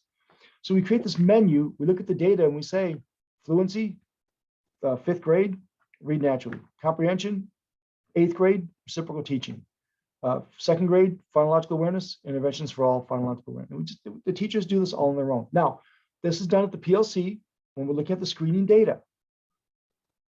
This is the screening data. So this, you might write in these kids are in, what grade is this? I don't know what grade this is in. Let's say it's 2nd grade. Okay, decoding, Sound Partners. Read naturally, read naturally, read naturally, read naturally. You might occasionally get some kids who need phonemic awareness, but that's not very common in 2nd grade. It's the older the kid is, the less common that is. You'll still see some 2nd graders struggle with basic phonemic awareness. It's pretty unusual for kids like 4th, 5th, and 6th grade and above. But certainly in 2nd grade, you'll still see a few. But you write that in. So you just simply, The teachers fill it out at that grade level team meeting with a representative of the data management team there to support them and walk them through it. It's a simple, straightforward process that can really help make your interventions much more effective. In kindergarten, same kind of process. Basically, we have letter naming fluency is still used as a screener. As an interventionist, doesn't really tell me much. I'm much more interested in letter sounds and phoneme segmentation. Phoneme segmentation fluency is phonemic awareness. Letter sound fluency is very basic phonics, very basic letter sounds. You can see the criterion for letter sound fluency is 20, phoneme segmentation fluency is 18. So all these kids, is that true? All these kids, but no, it's not true. So these kids here are low in letter sound fluency. Any kid below 18? No, I'm sorry, below 20, below 20. And then any kid below 18 for phoneme segmentation fluency. So these kids here, student 1, 2, 3, 4, 5, 6, 7, 8, and 9. Am I reading that right? Yeah. So all 9 of these kids are low in letter sounds. But only these 6 kids are also low in phonemic awareness. So these 6 kids would get phonemic awareness, and these 1, 2, 3 kids would get some sort of decoding intervention. Now I do have a couple kids here. This kid here, I still might look at this kid as needing phonemic awareness intervention just to be safe. Maybe even this one.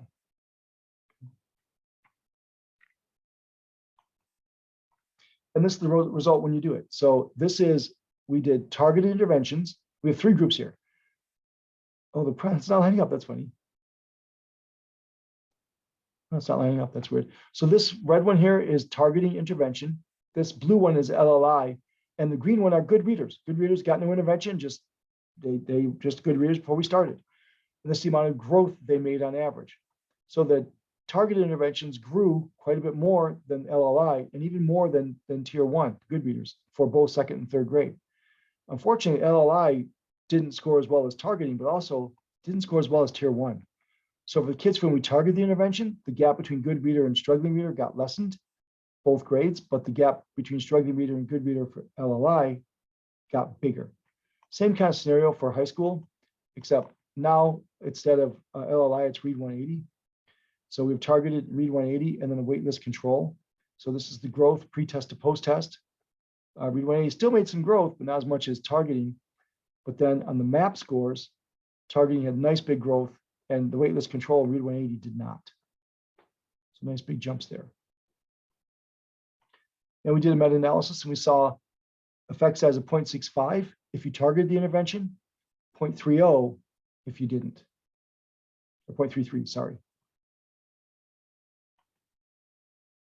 So I encourage you to take a blank form like this and go back to your schools and look to see what interventions do you have for phonemic awareness, phonics, fluency, vocabulary, comprehension by grade, and just fill this out so you can be more systematic in your approach and targeting what the kids need. Again, this is all done by screening data, which is why I'm talking about it now. This is all done by screening data. So during the screening process for reading math, we can see who needs intervention. Is there a classified, do we have a classified need? Therefore, we need a classified intervention. Who needs tier 2? What do we do for tier 2? That's all done during a 30-minute PLC in September, January, and May after we collect the screening data. September, January, and May. So I conclude now. We got about 10 minutes left and save time for questions, although it might not be many since I've been even using the chat. But does leadership matter in all of this? Yes, of course it does. I'm really thrilled this group is having this conversation. It's done in the context of MTSS. Fabulous. That's great. We need to have good leadership in implementing this. And I'll tell you, this has to be a general ed initiative. It can't be a special ed thing. We have to get the team, certainly special ed people have the expertise, the whatever to make this happen, but the leadership has to come from general ed. So the people pushing this should be the director of curriculum instruction, not the director of special ed. It should be at the building level, the building principal, not some other person. And so someone once said that facilitating change in education is a lot like committing suicide by standing in front of a glacier. Oh, it'll happen, but it's been really slow and painful. Something else is likely to get the job done first. But in an increasingly complex world, sometimes old questions just require new answers. The good news is this is nothing new. Nothing I've talked about is new.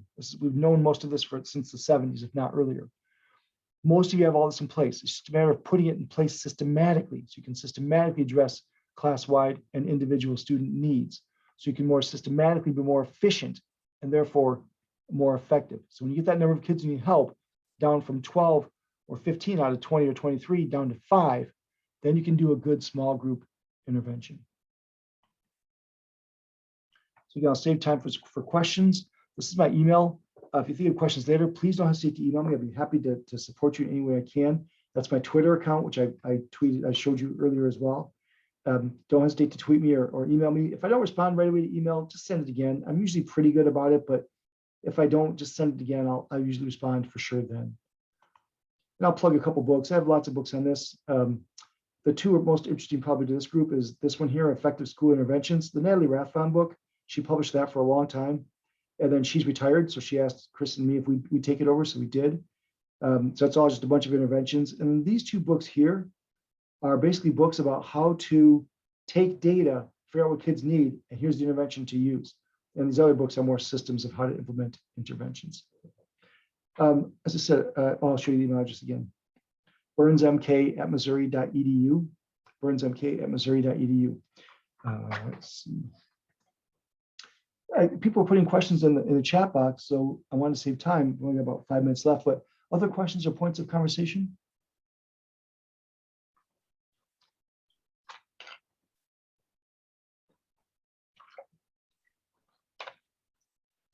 So I'll again, you have my email address. Please don't hesitate to email me. I'm happy to talk more about this. Information and directions about time drill. So I gave you the protocol that we use. That's certainly a place. If you go to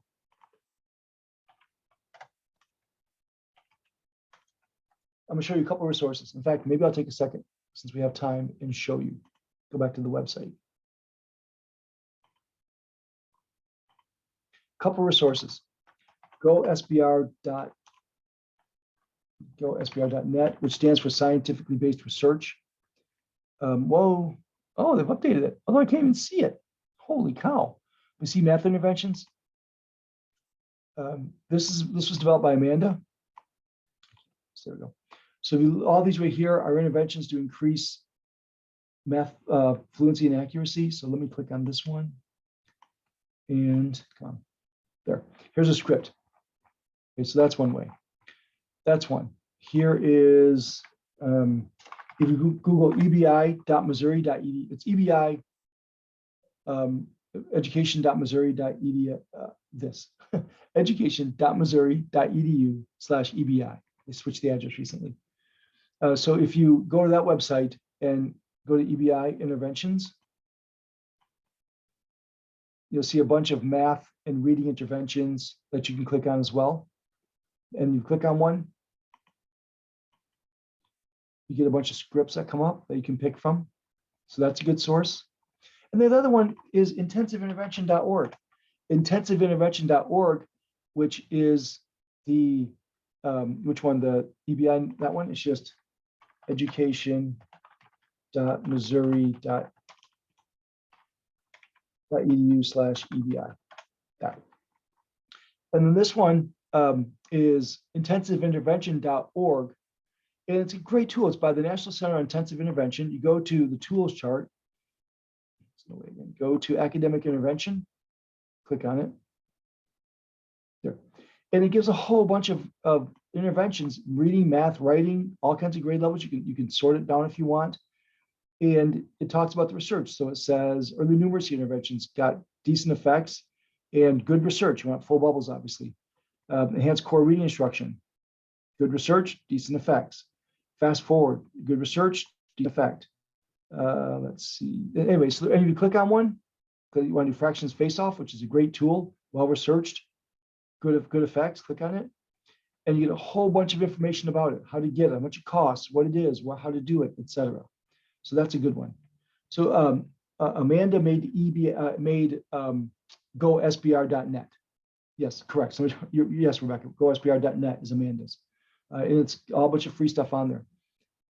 So there's lots of websites to find free information, finding the information, the interventions is not the hard part. The hard part is knowing when and how to use them. Other questions? So I just want to send a huge thank you to Dr. Burns for an awesome presentation. We've had tons of requests. Is this being recorded? I'm going to go ahead quickly and display the exit code. This is something that's so relevant to our field right now and helping all students. And class-wide intervention is often underutilized in our multi-tiered systems of support. So give me 1 second here to share screen. I'm going to give you a few directions. I put a link in the chat